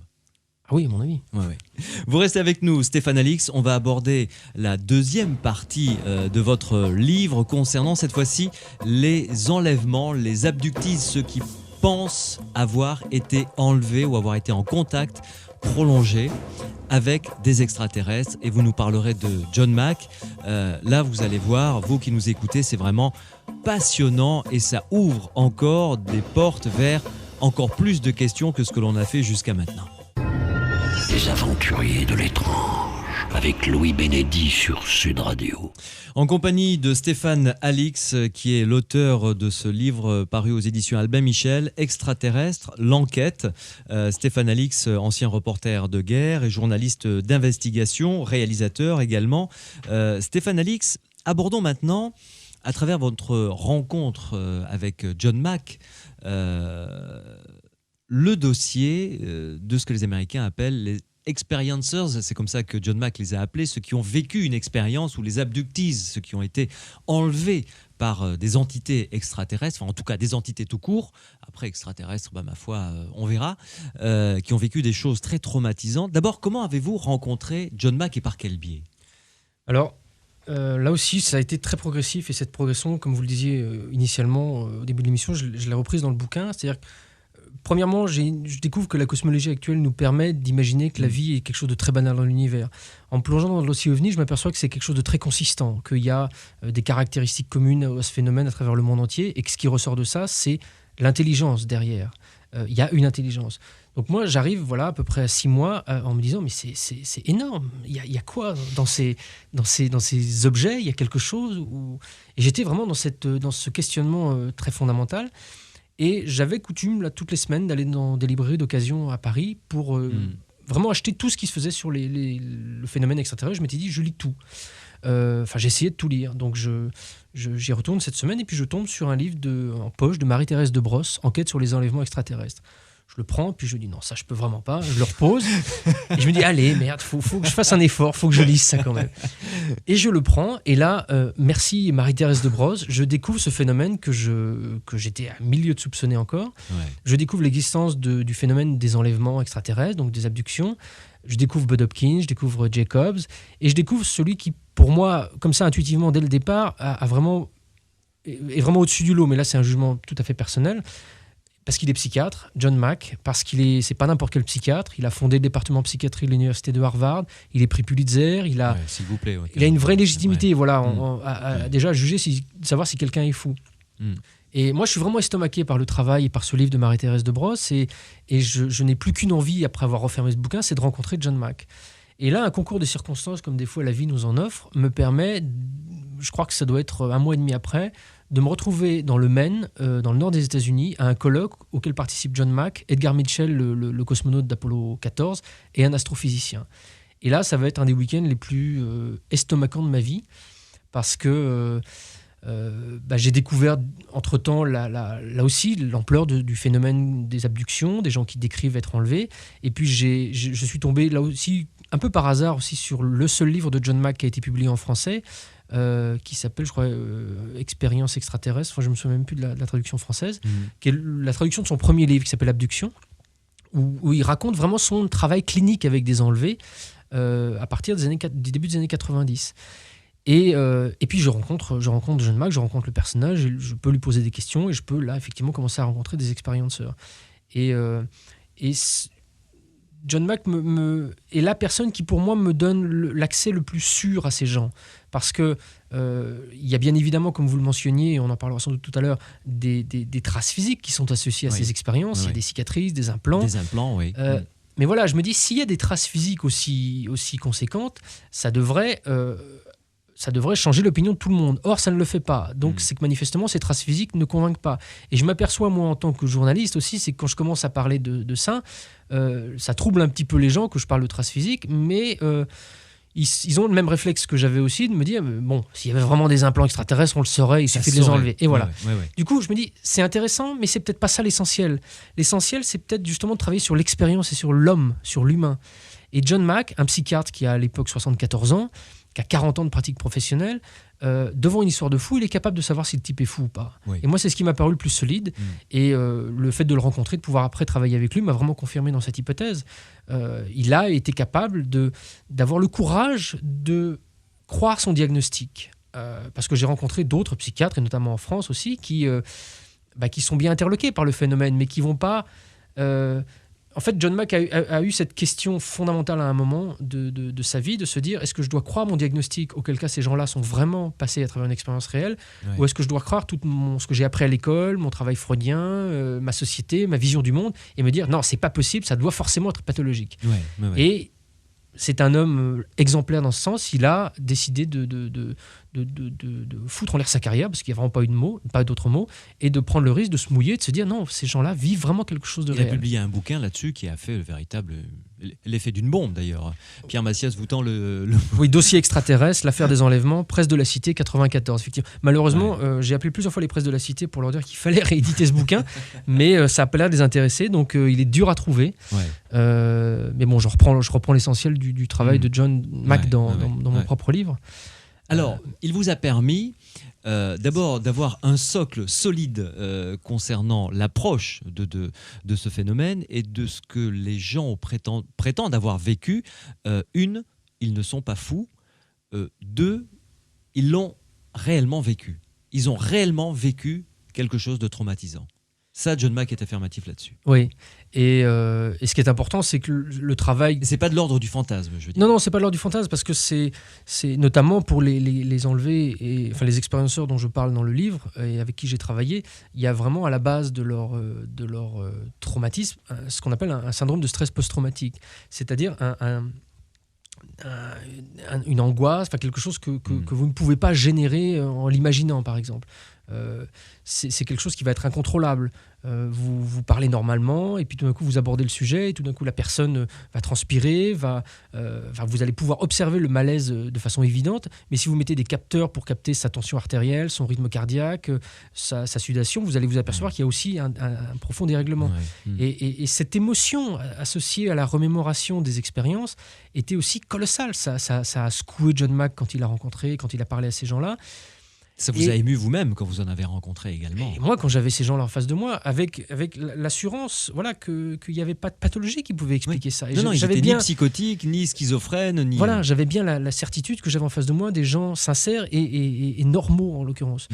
Ce qui est important à souligner aussi, c'est que John Mack a été précurseur dans la normalisation et la validation de la santé mentale de ces gens-là, mais que ça, c'est admis maintenant. C'est admis par tout le monde, et même par les plus sceptiques comme Richard McNally ou d'autres psychologues qui inventent des théories abracadabrantes pour trouver une explication rationnelle au phénomène. Au moins, eux s'accordent, ne serait-ce que sur la santé mentale de ces gens-là. Donc ça, c'est plus remis en question.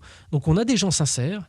On a des gens sincères qui ont vécu une expérience traumatisante. Des gens de toute couche sociale, c'est ça qui est intéressant, parce qu'on dit John Mack, Harvard, les États-Unis, mais il n'y a que aux États-Unis qu'il y a eu des enlèvements par les extraterrestres. Or non, il y en a eu tout autour de la planète. Oui, c'est vraiment un phénomène mondial que justement, ça a été la question que John Mack s'est posée après avoir travaillé avec à peu près 200 expérienceurs aux États-Unis. Il s'est dit, mais si ça apparaît vraiment, ça doit apparaître partout. Et il a voyagé, il a fait des études, notamment avec une anthropologue que je cite dans le bouquin, au Zimbabwe, en Afrique du Sud, en Amazonie. Turquie, Je suis moi-même allé aussi au Pérou, j'étais au Pérou en juillet dernier.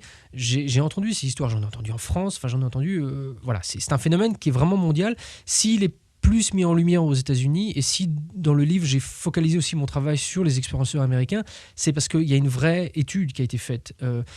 Moi en France, j'ai essayé de sensibiliser des psychiatres pour commencer à travailler là-dessus, mais c'est un travail de longue haleine. Mais voilà, le phénomène est mondial. On en parle plus aux États-Unis parce que, voilà, aux États-Unis, si votre femme vous coupe le zizi, vous allez en parler à un talk show, alors que si ça vous arrive en France, vous en parlez pas. Voilà, c'est un pays où le pire et le meilleur s'expriment. C'est vrai, et le phénomène des abductions est étudié, connu depuis presque 20 ans, enfin pas plus de 20 ans maintenant. J'en profite, écoutez, je lance comme ça une bouteille à la mer, on ne sait jamais, mais si parmi ceux et celles qui nous écoutent, il y a quelqu'un qui a vécu ce genre d'expérience et qui n'en a peut-être jamais parlé, parce que Stéphane Alix, vous allez nous le confirmer, affirmé tout à l'heure, certaines personnes sont restées des années sans en parler, y compris à leurs compagnons. Tellement c'est émotionnellement fort et traumatisant. Si vous avez vécu ce genre d'expérience, appelez-nous au 0826 300 300. Vous avez 1 heure pour le faire, pour peut-être en parler pour la première fois et peut-être dire aux autres, écoutez, si vous l'avez vécu aussi, vous n'êtes pas psychotique, vous n'êtes pas schizophrène, vous n'êtes pas fou, tout simplement. 0826 300 300. Stéphane Alix, un premier témoignage, par lequel voulez-vous commencer? La première personne que vous avez rencontrée qui a vécu ce phénomène. Alors parlez-nous de Karine. C'est Karine. Chez John Mack, vous l'avez rencontrée? Oui, parce que c'est une patiente de John Mack et il y a eu un vrai lien d'amitié, même très filial, qui s'est créé entre eux. Et quand je suis revenu de cette conférence dans le Maine avec John Mack, j'étais tout peureux. Je me suis dit, oh là là, génial, il accepte de faire une interview. On est revenu en voiture ensemble jusqu'à Cambridge. Et arrivé à Cambridge, il m'a dit, je vais dîner avec Karine et une amie. C'est l'anniversaire de Karine. Est-ce que tu veux venir avec nous au restaurant? Alors j'ai dit, génial, j'y vais. Super. Et puis on va dans un restaurant près de l'université de Harvard. Puis on discute de choses et d'autres. Et puis John Mack me questionnait, parce que John Mack a eu son prix Pulitzer en faisant une biographie de Laurence d'Arabie. Donc il a tout un passé dans le Moyen-Orient. Ouais. Donc on commençait à parler d'Afghanistan. Évidemment, oui. Et puis, je crois que c'était entre la poire et le dessert. Je discutais avec Karine qui était à ma gauche. Et puis, tout d'un coup, je réalise que c'est une expérienceur. Et là, je savais pas comment définir ce que j'ai vécu. Mais c'était... je l'ai regardé, je dis, mais tu es Karine... je l'avais vue dans un témoignage vidéo où elle racontait une de ses expériences. Je lui dis, tu es la Karine... Karine Elle me fait, oui. Et là, il y a eu le dîner, l'espèce comment dire, d'énergie qu'il y avait pendant ce repas, la confiance que m'accordait John Mack a fait que Karine a eu aussi confiance en moi et elle a accepté de se livrer. Et en revenant à la maison de John Mack, on s'est installé avec Karine dans la bibliothèque et c'est parti pour des heures de discussion. Et moi, j'ai été totalement estomaqué parce que je me suis trouvé, je me souviens très bien, c'était en début septembre 2003. J'avais derrière moi plus de 6 mois d'enquête, d'études qui m'avaient montré toute la consistance de ce phénomène. J'arrivais aux États-Unis, j'arrivais dans cette maison, à quelques centaines de mètres de l'université de Harvard, face à quelqu'un dont j'avais plus la possibilité de me dire c'est des bêtises, ça s'explique comme ça, il y a forcément quelque chose. Là, j'étais en face de quelqu'un dont je n'avais plus d'autre choix, si je voulais vraiment être honnête avec moi-même, que celui d'accepter la réalité, ou au moins la sincérité de ce qu'elle m'avait raconté. Il n'y avait pas d'échappatoire. Et c'était pas de me dire finalement je baissais les bras, je faisais plus l'enquête. C'est que dans mon travail de journaliste, j'ai l'honnêteté aussi de reconnaître parfois quand j'ai tort, ou de reconnaître quand les faits sont suffisamment solides. Et même là, si tout vacillait, toutes mes conceptions de l'univers vacillaient, je n'avais que d'autre choix que de l'écouter. Et je l'ai écouté une bonne partie de la nuit. On en a reparlé le lendemain. J'étais avide de lui poser des questions. Et chaque fois que j'avais une question un peu plus technique, je me retournais vers John Mack. J'ai côtoyé d'autres chercheurs à ce moment-là pendant ce voyage-là. Et voilà, Karine m'a parlé de ses expériences, non pas en essayant de me convaincre, en essayant de partager quelque chose, en acceptant de partager quelque chose dont elle voulait plus parler du tout. C'était difficile pour elle d'en parler. C'est difficile. Toujours et puis justement, cette émotion qui remontait. C'est une caractéristique importante. Un psychotique ou un malade mental, de façon générale, comme me l'expliquait John Mack, va essayer de vous convaincre qu'il a raison, va essayer de vous convaincre que son univers est le bon et réel. Au besoin, il va même se mettre en colère. Là, c'est exactement l'inverse. C'est des gens qui savent très bien qu'ils sont en train de vous raconter une histoire de fou, qui savent très bien que quand ils vous disent qu'ils ont vu des entités sur eux ou à côté, qu'ils les ont touchés physiquement, qui ont pris leur corps physique, pour le cas de Karine, ils savent très bien que c'est pas possible, mais ça leur est arrivé. Enfin, je prends pas de prudence de langage là ce soir. Je parle très très franchement. Il s'agit pas de croire ou de ne pas croire. Il s'agit de partager vraiment des expériences. Et là, en l'occurrence, ça a été voilà, le traumatisme, l'émotion est telle que simplement le respect humain commande d'avoir une oreille attentive à ce qui se passe, quoi. Justement, vous allez nous raconter après ce que Karine a vécu exactement, ce qu'elle vous a dit, et puis nous parlerons d'autres témoignages que vous avez recueillis également, ceux de Sue, ceux de Trish et Michael, ceux de Danny, enfin bref, il y en a pas mal, Randy, que vous avez rencontré, et vous allez voir, c'est absolument époustouflant. Les aventuriers de l'étrange, avec Louis Bénédy sur Sud Radio. En compagnie de Stéphane Alix, l'auteur d'un livre qui s'intitule Extraterrestre, l'enquête aux éditions Albin Michel. Stéphane Alix, qu'a vécu Karine, qui a été la première personne à vous raconter son expérience d'enlèvement par des entités extraterrestres. Alors ce soir-là, en rentrant du restaurant, on s'est installé dans la bibliothèque et là, elle a commencé à me raconter l'expérience qui a pour elle été décisive. C'est arrivé après des mois et des mois de doute, de plongée dans l'horreur, vraiment. Elle avait 26 ans à l'époque, elle vivait en Floride avec son compagnon.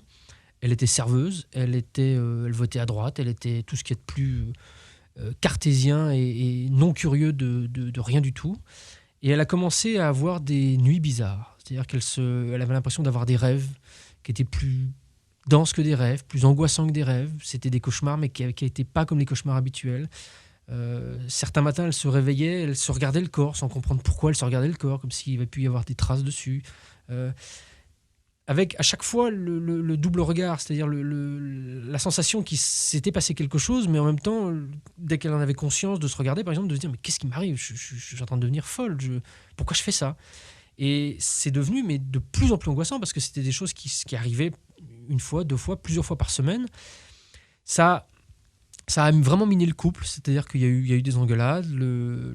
Son compagnon à l'époque avait vraiment l'impression que Karine devenait folle. Karine elle-même avait l'impression qu'elle devenait folle. Elle voulait plus dormir dans le lit. Elle gardait la lumière allumée toute la nuit dans l'appartement. Il s'installait dans le canapé avec la télé allumée très fort et puis il s'endormait quand même parce que la fatigue fait qu'il s'endort. Et il y a eu un moment où Karine a baissé les bras. Elle était seule, quoi. Comme je pense, beaucoup de gens qui vivent ces expériences et se sentent isolés doivent le faire. C'est dramatique. Il y a une solitude et une détresse terrible. Et cette nuit-là, elle s'est dit je veux savoir, je veux une réponse, je veux comprendre ce qui m'arrive. Et elle se couche. Elle a le souvenir de s'installer dans son lit avec son compagnon qui dormait à côté. Et puis elle se réveille en pleine nuit avec un truc qui lui gratte le haut de la tête. Et instinctivement, comme ça, dans un demi-sommeil, elle se descend un petit peu dans le lit. Oui, elle pensait que c'était les lattes qui faisaient le dessus de lit. Elle pensait qu'il y avait une latte de bois qui lui grattait. Puis elle descend un peu, et là, le titillement sur le haut du crâne continue. Et là, tout d'un coup, elle est terrorisée, parce qu'il y a 10-15 cm entre sa tête et le mur. Il n'y a rien qui peut être derrière le mur. Et là, elle sent quelque chose, comme un doigt qui lui gratte la tête. Et là, il y a une terreur qui monte, mais quasiment instantanément, et elle se sent paralysée. Elle sent une espèce de courant électrique qui lui parcourt le corps. Elle ne peut plus bouger, elle est dans le noir, elle a les yeux fermés, et elle est totalement paralysée. Et là, elle sent quelque chose bondir sur le pied de son lit, comme un chat, un gros chat qui bondirait sur la couette de son lit. Mais elle n'a pas de chat, elle n'a pas de chien, elle n'a pas d'animal, elle n'a pas d'enfant, elle n'a rien du tout dans cet appartement. Elle sent que son copain est à côté, qui dort, qui ne bouge pas.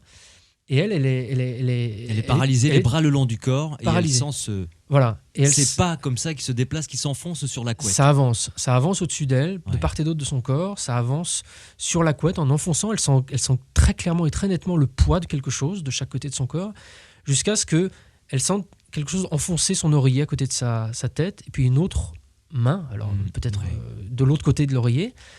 Et là, elle sait qu'il y a quelque chose à quelques centimètres au-dessus de son visage. Et elle me dit, c'était dans les larmes, dans les pleurs, en revivant ça, elle allait mourir, de terreur absolue. Vous imaginez vivre ça, vous ? Et ce qui est très curieux, c'est que elle en rit même. Elle en rit. C'est comme une terreur d'enfance qui prend vie. Et ça doit être atroce à vivre. Ah bah j'imagine, oui. J'imagine, je le vois, sur elle. Ouais. Et là, la première pensée qui lui vient, parce qu'elle respire comme ça, elle est au bord de l'évanouissement, la première pensée qui lui vient, c'est de se dire zut, je sens pas bon de la bouche. Et là, instantanément, elle a une pensée, elle me dit, mais c'est comme si un bloc d'informations venait dans ma tête. Elle a ce geste de ses deux bras qui viennent sur sa tête. avec une pensée qui lui vient à l'intérieur de la tête qui dit « tout va bien, tout va bien ». Et c'est comme si cette espèce de pensée avait un effet instantanément relaxant sur elle. Tout d'un coup, ça va, la panique se calme un petit peu, elle reprend vaguement ses esprits, et là, elle entend « tu peux ouvrir les yeux ». Et elle ouvre les yeux, et elle a à 20 cm devant elle une entité, un visage avec une peau grise, des très grands yeux noirs, très très noirs comme de l'encre. Cette entité que l'on décrit comme un petit gris, c'est la terminologie qui est employée aujourd'hui, petit gris, c'est-à-dire quelque chose de très maigre, très segmenté, avec des bras, un corps très très maigre. Elle distingue les bras et les jambes de chaque côté, et cette tête immense, avec pas de nez, une bouche minuscule, un tout petit menton, un crâne très proéminent. Voilà. Ouais. Et qui la regarde. Et là, l'expérience va se poursuivre, elle va perdre conscience, elle va revenir, elle va avoir des bribes d'informations, elle se souvient de tout d'un coup se lever au-dessus de son lit, elle lévite au-dessus de son lit, et elle a la sensation d'être emportée dehors, de traverser la vitre de son appartement, de traverser un morceau du palmier qui est dehors, à l'extérieur, et puis après, elle perd totalement conscience. Elle reprendra connaissance que le lendemain matin dans son lit. Et ça, c'est l'événement qui va pour elle marquer le début de la certitude absolue qu'il lui arrive quelque chose de réel. Et qu'elle vivait régulièrement depuis plusieurs semaines, plusieurs mois. Oui. Parce que suite à ça, les expériences vont continuer bien évidemment à se produire. Ça ne va pas être aussi net à chaque fois. À certains moments, il va y avoir des choses très très nettes. Karine n'a jamais, par exemple, eu aucun souvenir qui lui soit revenu sous hypnose. C'est toujours des souvenirs conscients qu'elle a. Donc elle n'a jamais utilisé l'hypnose pour refaire venir des choses.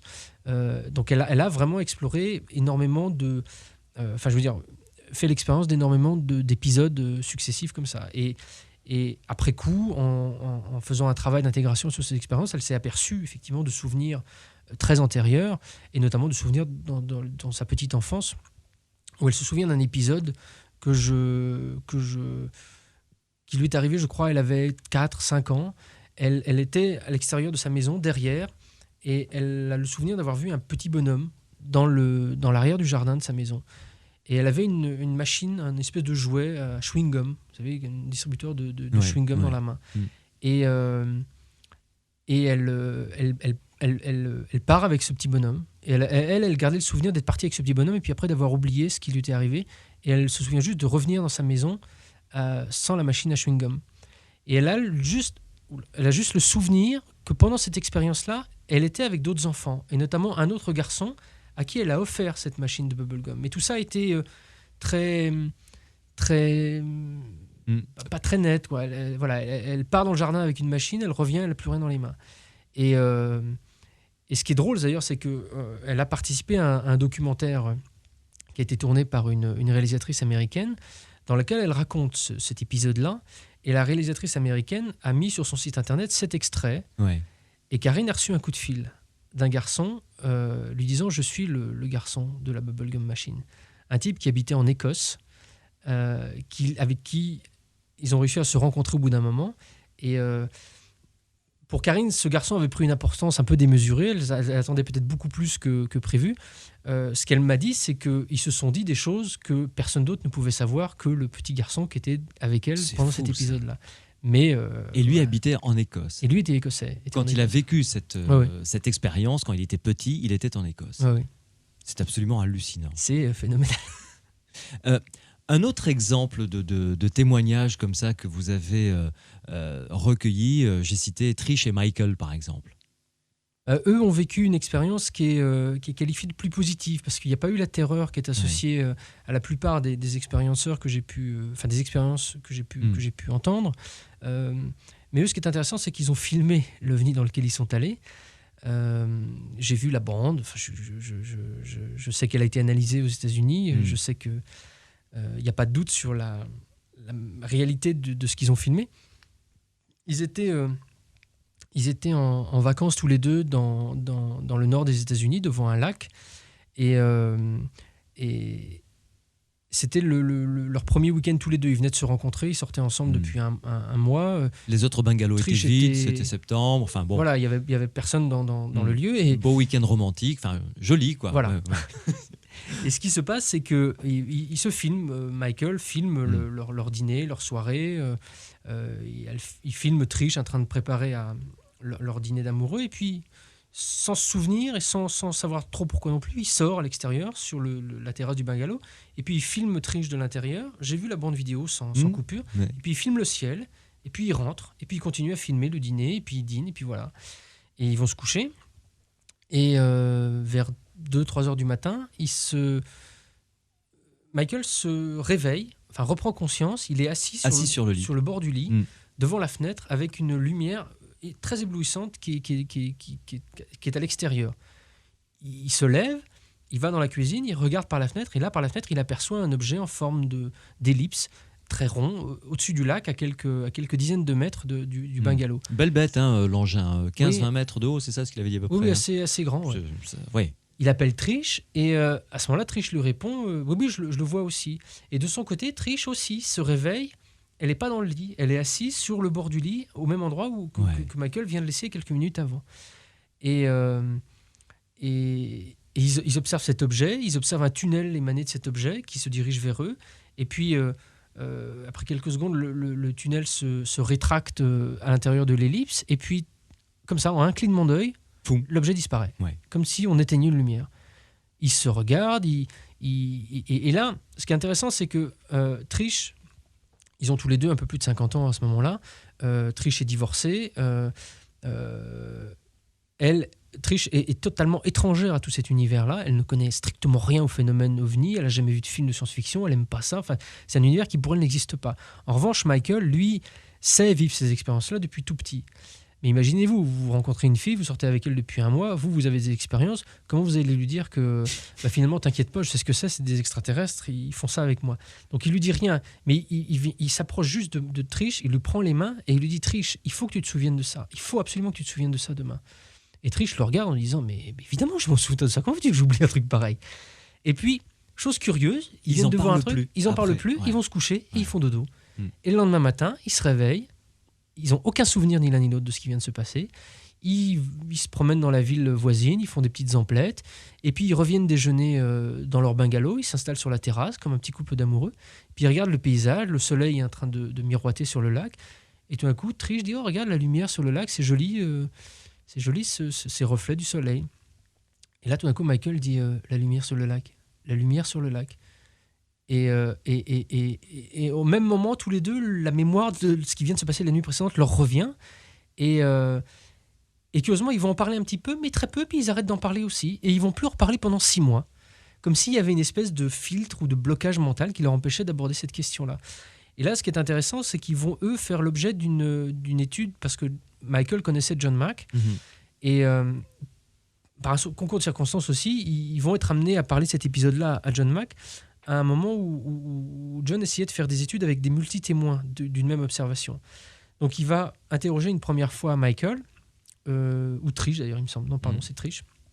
Il va interroger une première fois Trish en hypnose légère, enfin une hypnose érectionnelle qui ressemble plus à une relaxation. Et il va lui faire revenir toute l'expérience en fait, que Trish a vécue cette nuit-là. Et en fait, le moment où elle reprend connaissance assise sur le pied de son lit, c'est la fin de l'expérience. Exactement, c'est la fin d'une expérience plus longue où ils ont le souvenir d'avoir été emmenés dans cette lumière, d'avoir vu des entités, etc. Pour Trish, c'était vraiment la première. Et là, ça va être très très dur parce qu'ils vivent ensemble et Trish va vraiment faire des efforts incommensurables pour ne pas parler de ça à Michael, pour que quand Michael va être interviewé lui-même par John Mack, il ne soit pas du tout contaminé par l'expérience de Trish. Et évidemment, Michael va retrouver à peu près une expérience similaire, où effectivement, le fait de se retrouver assis sur le bord du lit, c'est le fait d'avoir été ramené depuis le tunnel, qu'il a vu d'ailleurs se rétracter après dans l'objet. Et l'histoire de la vidéo qui est très intéressante, qui clôture ce... Enfin aussi, je rentre beaucoup plus dans les détails dans le bouquin, mais ce serait vraiment trop long à tout raconter ici. L'histoire de la vidéo, c'est qu'ils ne se souvenaient même pas de ça. Et ce n'est qu'un an plus tard, à la date anniversaire de leur premier week-end d'amoureux, qu'ils se sont regardés cette vidéo qu'ils avaient tournée pour se remémorer ce bon moment ensemble. Et à la grande surprise, ils voient qu'ils ont filmé 3 objets dans le ciel, dont un qui est particulièrement net, dégagé contre le ciel. Et ce qui est drôle, c'est que j'ai vu cette bande non coupée. Vous entendez une espèce de murmure très, très, très minuscules, des bruits de fond, et puis tout d'un coup, il y a une bande de canards qui traverse l'écran, qui passe dans le champ. Donc vous apercevez bien qu'il y a un silence. Vous voyez cette lumière dans le ciel, il n'y a pas de bruit, c'est pas un hélicoptère, c'est beaucoup, beaucoup plus gros qu'une étoile. Il n'y a pas une seule étoile dans le ciel, d'ailleurs, il ne fait pas assez nuit. Et l'objet est là, immobile. Et c'est... Et même pour Michael, qui a quand même une longue expérience, qui a déjà intégré toutes ces expériences-là, de voir ça a été pour lui extrêmement choquant et troublant. Ça gagnait encore plus en réalité, ça renforçait encore plus ses expériences. Et ces gens-là ne mentent pas, ils ont réellement vécu quelque chose de traumatisant. Oui. On va y revenir, une pause à nouveau et on parlera parce qu'il ne nous reste plus qu'une seule demi-heure. Il aurait fallu rajouter 1 heure de plus à cette émission pour pouvoir vraiment faire le tour du dossier que vous avez écrit à travers ce livre. On parlera des traces physiques, de ceux qui ont des souvenirs d'expériences physiques, de manipulation physique et d'implants, évidemment, puisque un plan, on en a la certitude, il y a. De quelle origine, ça, évidemment, c'est encore une question. Les aventuriers de l'étrange, avec Louis Bénédy sur Sud Radio. Stéphane Alix, mon invité ce soir dans Les Aventuriers de l'étrange pour parler d'un phénomène absolument fascinant, hallucinant, étonnant, dont on se surprend à dire mais comment ça se fait que ça n'ait pas changé la face du monde. Les enlèvements par des extraterrestres, c'est vrai que c'est la question qu'on est en droit de se poser, Stéphane Alix, finalement. Pour quelqu'un comme vous qui a passé 3 ans à bosser ce dossier en étant le plus objectif possible, en prenant du recul, je rappelle que vous n'êtes pas le dernier venu, vous avez fait quand même des documentaires, des bouquins sur l'Afghanistan, vous avez été reporter de guerre. Enfin, je veux dire, en un mot commençant, il ne faut pas vous la raconter, quoi. Quand vous voyez que quelqu'un vous raconte des bobards, vous le sentez. Je veux dire, c'est bon, voilà, c'est votre métier qui veut ça. Mais là, franchement, on se posera la question à la fin. Revenons aux implants, aux traces physiques. Et là, racontez-nous un témoignage ou deux de personnes qui ont des souvenirs vraiment nets de contact physique avec des entités et d'appareils qu'ils ont sentis poser sur eux, sur leur corps. Oui, parce que c'est vrai que on peut se demander à quoi ça rime ces enlèvements, qu'est-ce qui se passe. Moi, je suis très prudent après sur l'ensemble du récit qui peut être apporté par les enlevés. Ça devrait faire l'objet presque d'un autre livre. Ouais. Je l'aborde notamment à travers la discussion que j'ai pu avoir avec Bud Hopkins, qui est quelqu'un qui collecte ces témoignages et qui travaille avec des expérienceurs depuis presque 30 ans maintenant, enfin plus de 30 ans même. Ces gens-là sont enlevés et semblent subir des expériences qui ressemblent à une sorte d'étude génétique ou en tout cas biologique sur leur corps. Il y a des prélèvements qu'ils disent subir. Il y a des interventions sur le système nerveux, sur leur crâne. Enfin, c'est système de reproduction. Oui, des prélèvements de sperme, prélèvements d'ovules chez les femmes. Tout ça est extrêmement traumatisant. Vous vous rendez compte qu'on est en plein X-Files quand même. Oui, on l'aide. Non, mais c'est... Moi, si vous voulez, je suis... Une partie de moi me dit mais c'est pas possible, c'est n'importe quoi, et puis l'autre partie de moi est bien forcée de reconnaître l'honnêteté, la véracité, la consistance de ce phénomène. Et l'analyse de gens comme John Mack qui ont porté leur caution dans la balance, ce qui n'est pas n'importe quoi.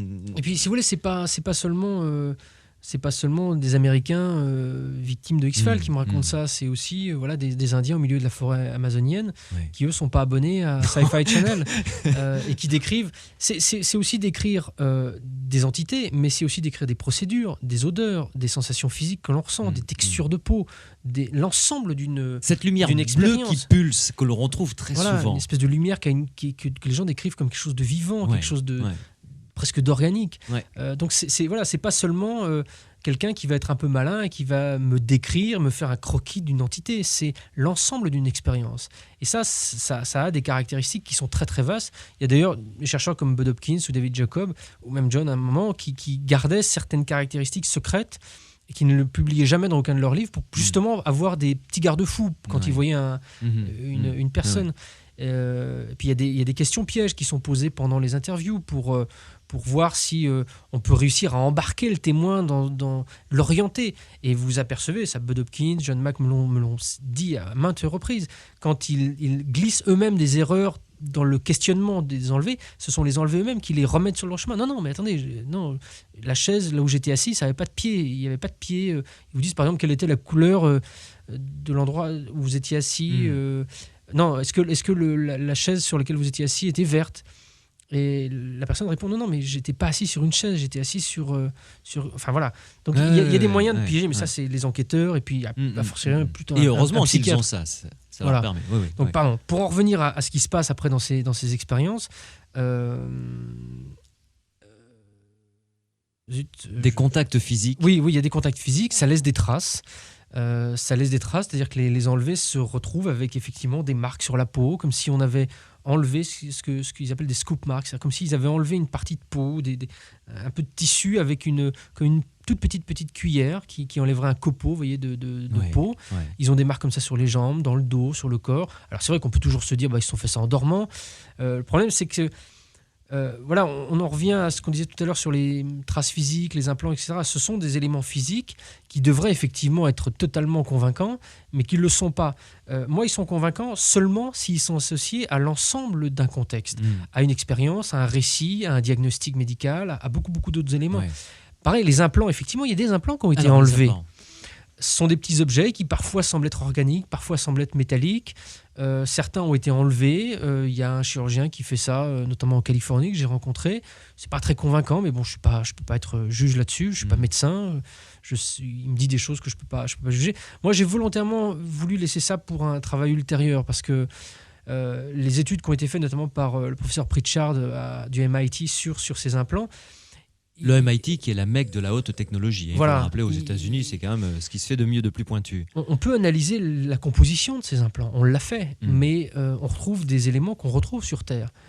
Parfois, un des chercheurs m'avait cité qu'effectivement les isotopes d'un des métaux étaient un peu différents, mais bon, ça prouve que le truc est usité, mais on ne sait pas ce qu'on cherche. Imaginez un papou qui retrouve un petit transistor d'un poste de radio. Qu'est-ce qu'il va en faire? On peut l'analyser, on peut voir qu'il y a du silicium, qu'il y a tel métal, etc. Mais ça va nous dire quoi sur sa fonction? Et en fait, la conclusion qui sortait des gens qui ont essayé de se pencher sur l'étude de ces implants et des traces physiques, c'est de se dire il serait intéressant d'avoir une approche globale du phénomène pour savoir ce que l'on cherche. Ouais. On ne sait pas à quoi servent ces objets. Parlez-nous de l'histoire de cette femme qui a eu une radio parce qu'elle est tombée face contre terre, elle s'est fait mal, elle a été amenée à l'hôpital. Et en faisant la radio, le radiologue est arrivé en disant mais pourquoi vous avez ce bout de métal dans le cerveau? Oui, vous avez subi une opération. Oui, et puis, elle avait effectivement un objet, un tout petit point au milieu du cerveau. Je citerai juste le cas du radiologue qui est très intriguant, c'est de se dire le problème c'est que je ne peux pas vous l'enlever ce petit objet. Elle avait un objet au milieu du cerveau. Ouais. Et puis il ajoute à la fin, mais je ne peux pas le mettre non plus. Je ne peux pas l'enlever, mais je ne pourrais pas le mettre non plus. Ouais. Ouais. Et voilà. Et elle n'avait jamais été opérée du cerveau.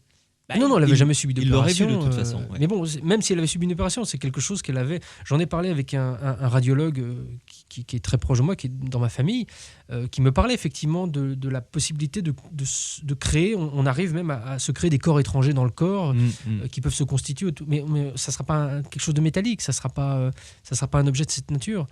Or, il y en a, et parfois dans des régions aussi inaccessibles que le milieu du cerveau.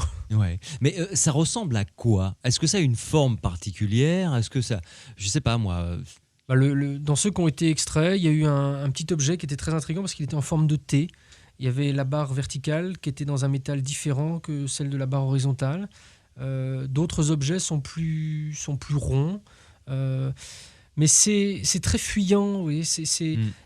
J'ai entendu des cas où une opération pour extraire un implant était programmée, et puis comme par hasard, la veille de l'opération, la personne vivait une expérience et l'implant disparaissait, ou de personnes même qui perdent l'implant, qui tombent, il sort du nez, il leur tombe dans la main, et puis elles le mettent sur le bord de l'évier, ou elles le mettent sur le bord de la table de nuit, et puis elles l'oublient ou elles le foutent à la poubelle. Comme si quelque chose leur commandait. Il y avait une programmation dans le cerveau qui faisait que, malgré eux, ils s'en débarrassent. Il y a une caractéristique du phénomène des enlèvements que Randy, d'ailleurs, un des témoins, m'a expliqué en me disant mais ils nous font oublier ce qui se passe parce que tant mieux. Je ne pourrais pas vivre si j'étais conscient pendant toute la durée de ces expériences. Donc, il y a un caractère furtif qu'on retrouve dans le phénomène des ovnis. Il y a un caractère fuyant qui empêche d'avoir une vraie prise je dirais, matériel sur ce phénomène. Ouais. Il y a des éléments matériels, hein. Attention, il y a des chercheurs, il y a toute une branche de l'ufologie qui travaille de façon très concrète sur l'aspect Ouais. matériel du phénomène. Mais Là, il y a Mathieu, le réalisateur, qui a réussi à trouver sur Internet la photo d'un implant, semble-t-il, celui qui a peut-être la forme d'un c'est celui-là T, qui est hein, c'est enlevé celui-là. par le docteur Lear. En revanche, est-ce que ces implants sont à la disposition d'autres scientifiques pour qu'ils puissent se pencher dessus, essayer de... Ou alors, bon, c'est... Je sais qu'il y en a plusieurs qui ont été extraits en Californie. Oui. Pritchard en a étudié plusieurs également. Il y a eu ce gros congrès d'ailleurs sur lequel le livre de Marie-Thérèse de Brosse commence au MIT en 1992. Où justement on a examiné pas mal d'aspects physiques de ce phénomène. Ouais. Mais là, voilà, c'est ce que je reprends dans mon livre. La conclusion de Pritchard, c'est de se dire, ok, on peut étudier ça, mais il faut vraiment étudier autre chose que se dire, voilà, c'est constitué de ça, ça et ça. Il faut avoir une approche vraiment globale du phénomène.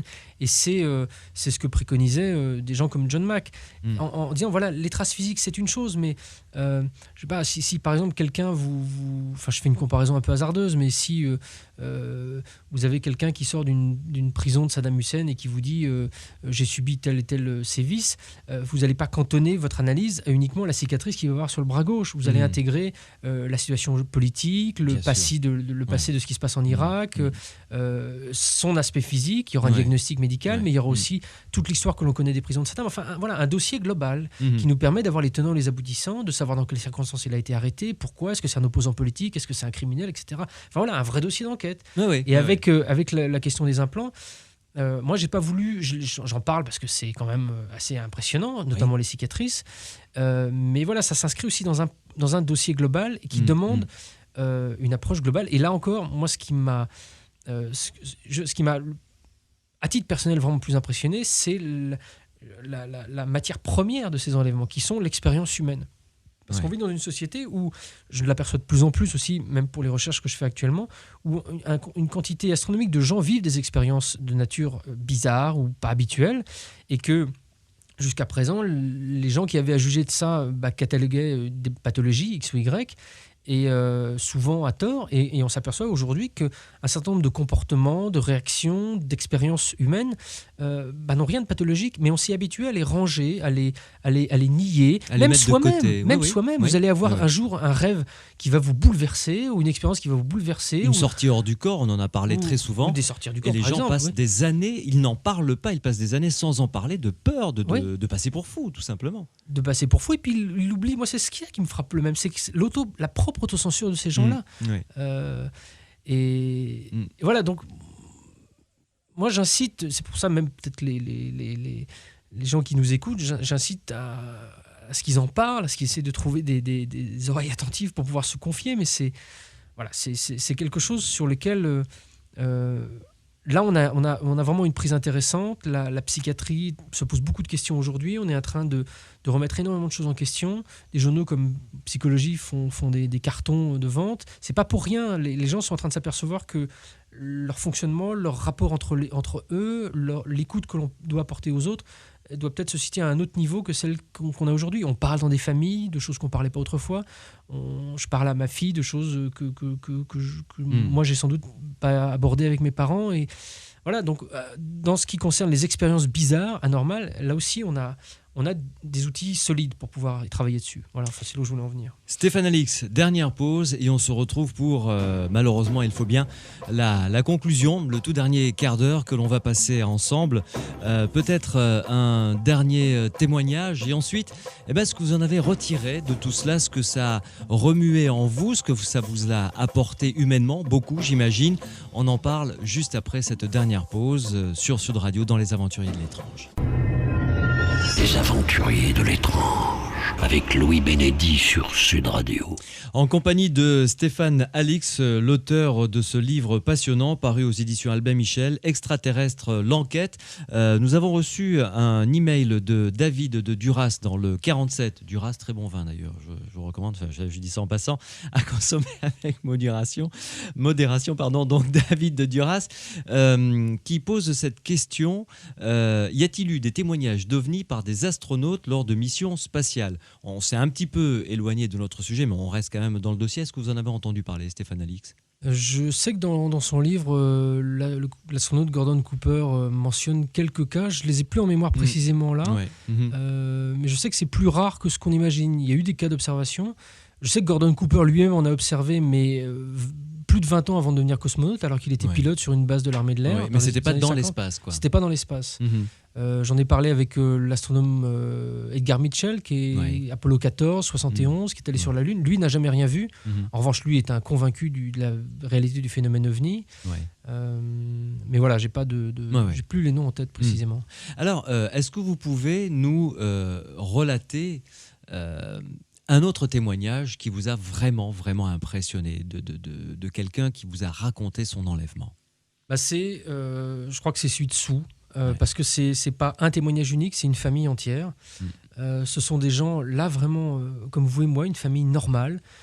Sue a 56 ans, son mari a à peu près le même âge, il est chef d'entreprise, il travaille dans le bâtiment, enfin il est vice-président d'une compagnie de travaux publics.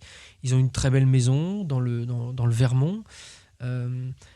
C'est une famille normale, confrontée à des phénomènes inexpliqués. Et ce qui est très intéressant, c'est que le traumatisme initial de cette famille a suivi toute l'évolution normale que de telles expériences devraient déclencher dans une famille normale. C'est-à-dire qu'au départ, quand Sue et David se sont mariés, Sue avait déjà la conscience de vivre des expériences anormales. Elle a eu une expérience totalement traumatisante à l'âge de 19 ans, qui a été corroborée par des témoins extérieurs, des voisins qui ont vu une lumière gigantesque au-dessus de sa maison, ses parents qui ont été témoins de son enlèvement. Ça, je le raconte aussi en détail dans le bouquin. Elle se marie avec David. Au début, David est frappé par pas les récits précis de sa femme, parce que sa femme lui raconte pas précisément au fait, chérie, hier soir, j'ai eu cette lumière. Voilà. Sue a l'impression de vivre des expériences qu'elle sait ne pas être possibles. Elle a l'impression d'être folle. Elle vit avec ça. Des fois, c'est intenable. Des fois, c'est plus gérable. Ça doit être comme, je pense, beaucoup d'éditeurs qui n'osent peut-être pas en parler, qui nous écoutent ce soir. Et ça va durer 30 ans pour Sue. Ça va durer 30 ans où son mari va devenir au départ curieux, puis assez compréhensif, et puis ça va l'énerver parce qu'il se dit mais arrête. Et puis au bout d'un moment, il va comprendre que sa femme n'y peut rien. Il va s'apercevoir que le phénomène est extérieur, mais alors il m'a expliqué, il va encore lui en vouloir parce qu'il croit que même si c'est pas Sue qui invente ce truc-là, c'est Sue qui le provoque d'une manière ou d'une autre. Donc il va lui en vouloir jusqu'à ce que lui-même soit témoin de certaines portions de l'enlèvement. Il sera paralysé. Il sera paralysé complètement, alors que le type est vraiment costaud. Il fait 1m80, enfin, c'est un sacré bonhomme. Et de le voir vous expliquer qu'il s'est senti paralysé au moment où les lumières commençaient à pénétrer dans la chambre, de voir sa femme se lever, contourner le lit, sortir de la pièce, et lui, il ne peut plus bouger, comme s'il avait un énorme poids sur la poitrine. Il reprend conscience que le lendemain matin, alors que cette nuit-là, sa femme va vivre une des expériences les plus traumatisantes de sa vie avec ses enfants. Et là aussi, c'est-à-dire qu'elle a été enlevée et elle est arrivée dans la cuisine et elle a vu son fils, un de ses fils complètement paralysé, les bras raidis le long du corps et les yeux écarquillés.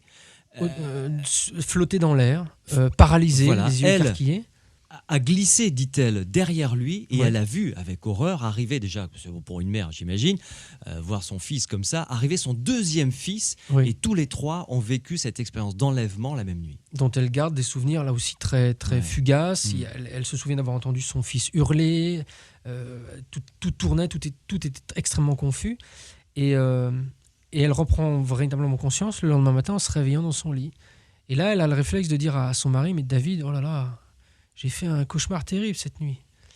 Et David, qui est réveillé à côté, lui dit, ah oui, Sue. Raconte. Et il garde le silence. Et Sue lui dit, bah, je me suis levé, j'ai entendu Molly, qui était leur chien, j'ai Leur entendu chien, Molly ouais, couiner ouais. en bas. Et David qui dit, mais Sue, tu t'es levé. Molly couinait. Et je me suis senti paralysé, j'ai plus pu bouger. Et là, Sue m'a expliqué, ils étaient tous les deux allongés, ils n'osaient pas bouger, le jour se levait, et tout d'un coup, elle réalisait que mais c'est pas possible, qu'est-ce qui se passe? Enfin, faut vraiment vous imaginer, encore une fois, c'est un des facteurs qui m'a le plus impressionné. C'est pas des gens qui ont compris qu'il leur arrivait quelque chose de surnaturel, c'est des gens à qui il arrive quelque chose qui n'est pas possible, vraiment. Et c'est la raison pour laquelle, d'ailleurs, Sue n'en parle pas, ses enfants. Vous imaginez, elle me racontait une autre épisode où ses enfants, elle les avait confiés à ses parents. Danny a 13 ans, Jake a 11 ans, je crois, ou ils sont un peu plus jeunes. ils sont un peu plus jeunes. Elle les a confiés la nuit à ses parents, elle va les chercher le lendemain matin. Et ils ont dormi dans sa chambre, dans la chambre où elle-même avait vécu 20 ans avant un épisode les plus violents de sa vie. Dans l'enlèvement aussi, pareil. Et elle conduit, elle revient chez elle, et son plus jeune fils lui dit « Oh, dis donc, maman, hier soir, j'ai fait un cauchemar. Je me suis réveillé dans la chambre, on était dans la chambre avec Jack, et j'ai vu ce petit bonhomme entrer, ce vampire. » Et au même moment, son frère plus jeune le coupe et dit « Mais moi, j'ai fait le même cauchemar aussi. C'était un petit... Enfin, il décrit pareil, un petit singe ou un petit bonhomme petit comme ça. » Et là, Sue est au volant, elle est tétanisée, elle se dit je peux pas leur en parler, je peux pas leur dire, et elle va jamais leur en parler. Elle va jamais. Vous imaginez une mère dire « Oui, t'inquiète pas, fiston, c'est l'extraterrestre qui nous enlève. » C'est normal. Elle se dit « Mais si jamais je suis folle, je vais pas rendre en plus mes enfants fous. » Du coup, ils vont jamais en parler. Ils vont jamais en parler. Elle va en parler avec Danny, son fils aîné, quand lui aura 17-18 ans, qu'il est hospitalisé. Paralysé parce qu'il a développé une méningite bactério-spinale. Parce que... quelques mois après, d'ailleurs, l'épisode dramatique. 6 semaines après cet enlèvement. 6 semaines après, oui. Bon. Et donc, c'est, je crois, 5-6 ans après, Danny est hospitalisé dans le Colorado. Ils vont vivre une expérience la même nuit qui va déclencher la première tentative de Sue d'en parler à son fils. Il a 17 ans à ce moment-là. Et il lui dit « T'as fait un cauchemar bizarre ?» Et lui dit « Oui, oui. » Enfin bon, là, après tout ça est en détail dans le bouquin. Et vraiment, sur la longueur, l'expérience de cette famille m'a profondément bouleversé. Stéphane Alix, il est 23h54. Donc, on va arriver à la fin de l'émission dans quelques minutes. Qu'est-ce que vous en pensez, vous ? Là, mettons de côté la carte de presse. Vous avez bossé de manière très objective, en prenant du recul, toutes les précautions nécessaires. C'est pour ça que je trouve que ce bouquin est vraiment pertinent et brillant dans l'analyse de ce dossier qui est très controversé. On peut déraper très facilement et tomber dans le n'importe quoi, ce que vous avez su éviter. Maintenant, humainement, vous en pensez quoi ? Moi, je suis convaincu maintenant de la réalité ontologique, pour reprendre le terme philosophique de John Mack, que je vais préciser, de la réalité de l'expérience vécue de ces gens-là. C'est-à-dire que devant, encore une fois, le traumatisme, la détresse, la puissance de l'émotion, il s'est passé quelque chose. Je ne suis pas qualifié, et ce n'est pas le propos du bouquin, d'expliquer ce qui leur arrive, parce que ce serait malhonnête de vouloir le faire. Et je pense que ceux qui le font en détail poussent un petit peu trop loin les interprétations. En revanche, voilà, il y a quelque chose dont on peut être sûr sur l'ensemble de ce phénomène, c'est de la consistance du phénomène OVNI. Ça, c'est une certitude qui est acceptée, je pense, de façon unanime à travers le monde par les gens qui connaissent le dossier. Et ensuite, à travers ces phénomènes de rencontre avec des entités qui ne sont manifestement pas humaines, le cœur de l'expérience a, lui, la puissance d'une expérience réelle. Maintenant, est-ce que c'est extraterrestre ? Est-ce que c'est un inconscient collectif jungien ? Est-ce que c'est une manifestation d'une tierce personnalité ? Est-ce que c'est transpersonnel ? Enfin, là, on entre dans d'autres lectures, dans d'autres interprétations qui ne sont pas le propos de ce bouquin. Ce bouquin, c'est de montrer la consistance, la réalité de cette expérience, de ces expériences-là, qui est indiscutable. Et même pour les sceptiques, comme ceux qui proposent d'autres hypothèses que je développe dans le bouquin, les hypothèses rationnelles, explicatives, qui ne tiennent pas la route très longtemps. Mais même ces gens-là qui s'opposent donc à l'idée d'extraterrestres, à l'idée de ces enlèvements, ne s'opposent pas à la réalité de l'expérience traumatique et de la sincérité de ces expériences et de ces expérienceurs. Donc voilà, pour moi, c'est une question énorme posée, qu'il est intellectuellement malhonnête de ne pas vouloir observer. Enfin, on peut ne pas s'intéresser. Je conçois parfaitement que ça n'intéresse pas les gens.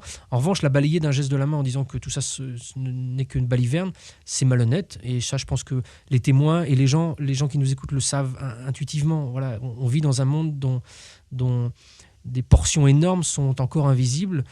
Certains domaines scientifiques, comme on parlait de physique quantique, comme je développe un petit peu dans le bouquin, nous permettent d'ouvrir des portes très intéressant, concrète, oui, vraiment. sur ces mondes invisibles. Les ailleurs possibles. On n'est pas dans le rêve, on n'est pas dans le New Age, on n'est pas dans l'interprétation, on est dans aujourd'hui des recherches scientifiques. Voilà, la recherche scientifique qui nous ouvre des fenêtres fascinantes. Donc voilà, on est entouré de beaucoup de choses qu'on ne comprend pas. Il faudrait arrêter d'être certain de tout et écouter ce qui se passe autour de nous. Ouais. Pour conclure, avant de retrouver l'indicatif des aventuriers de l'étrange sur Sud Radio, vous avez tourné la page afghane, ça c'est terminé.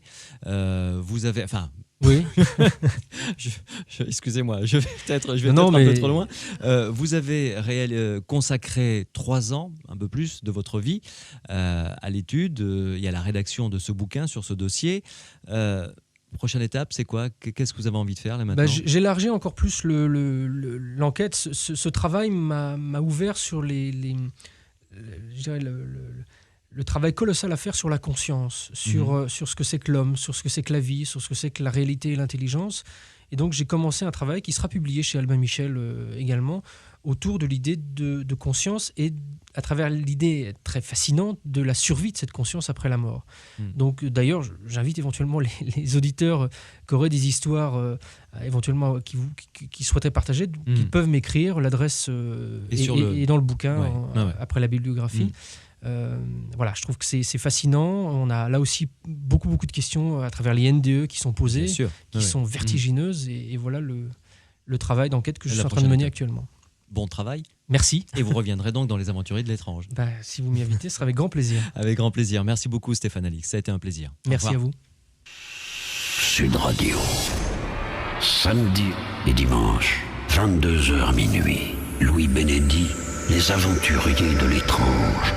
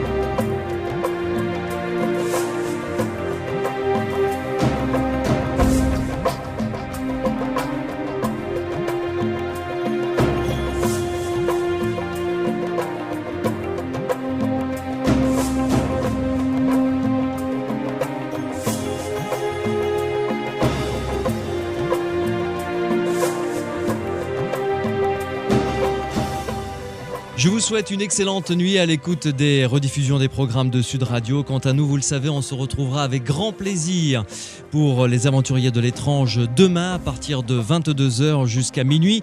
Une soirée consacrée entièrement à vos témoignages. Si vous pensez avoir vécu quelque chose de l'ordre du paranormal, n'hésitez pas à venir nous appeler. Vous nous laissez vos coordonnées au 0826 300 300 dès maintenant si vous le désirez. 0826 300 300, nous vous rappellerons pour que nous puissions ensemble d'abord vous écouter et ensuite vous donner quelques éléments de réponse concernant ce que vous avez vécu. Merci à Mathieu qui signe la réalisation de cette émission. Merci à Morad qui est au standard, Pierre Massias qui m'aide à la construire comme d'habitude. Et puis je vous rappelle le titre de l'ouvrage que je vous recommande de mon invité de ce soir, Extraterrestre, l'enquête aux éditions Albin Michel, signé Stéphane Alix. Bonne nuit et à demain.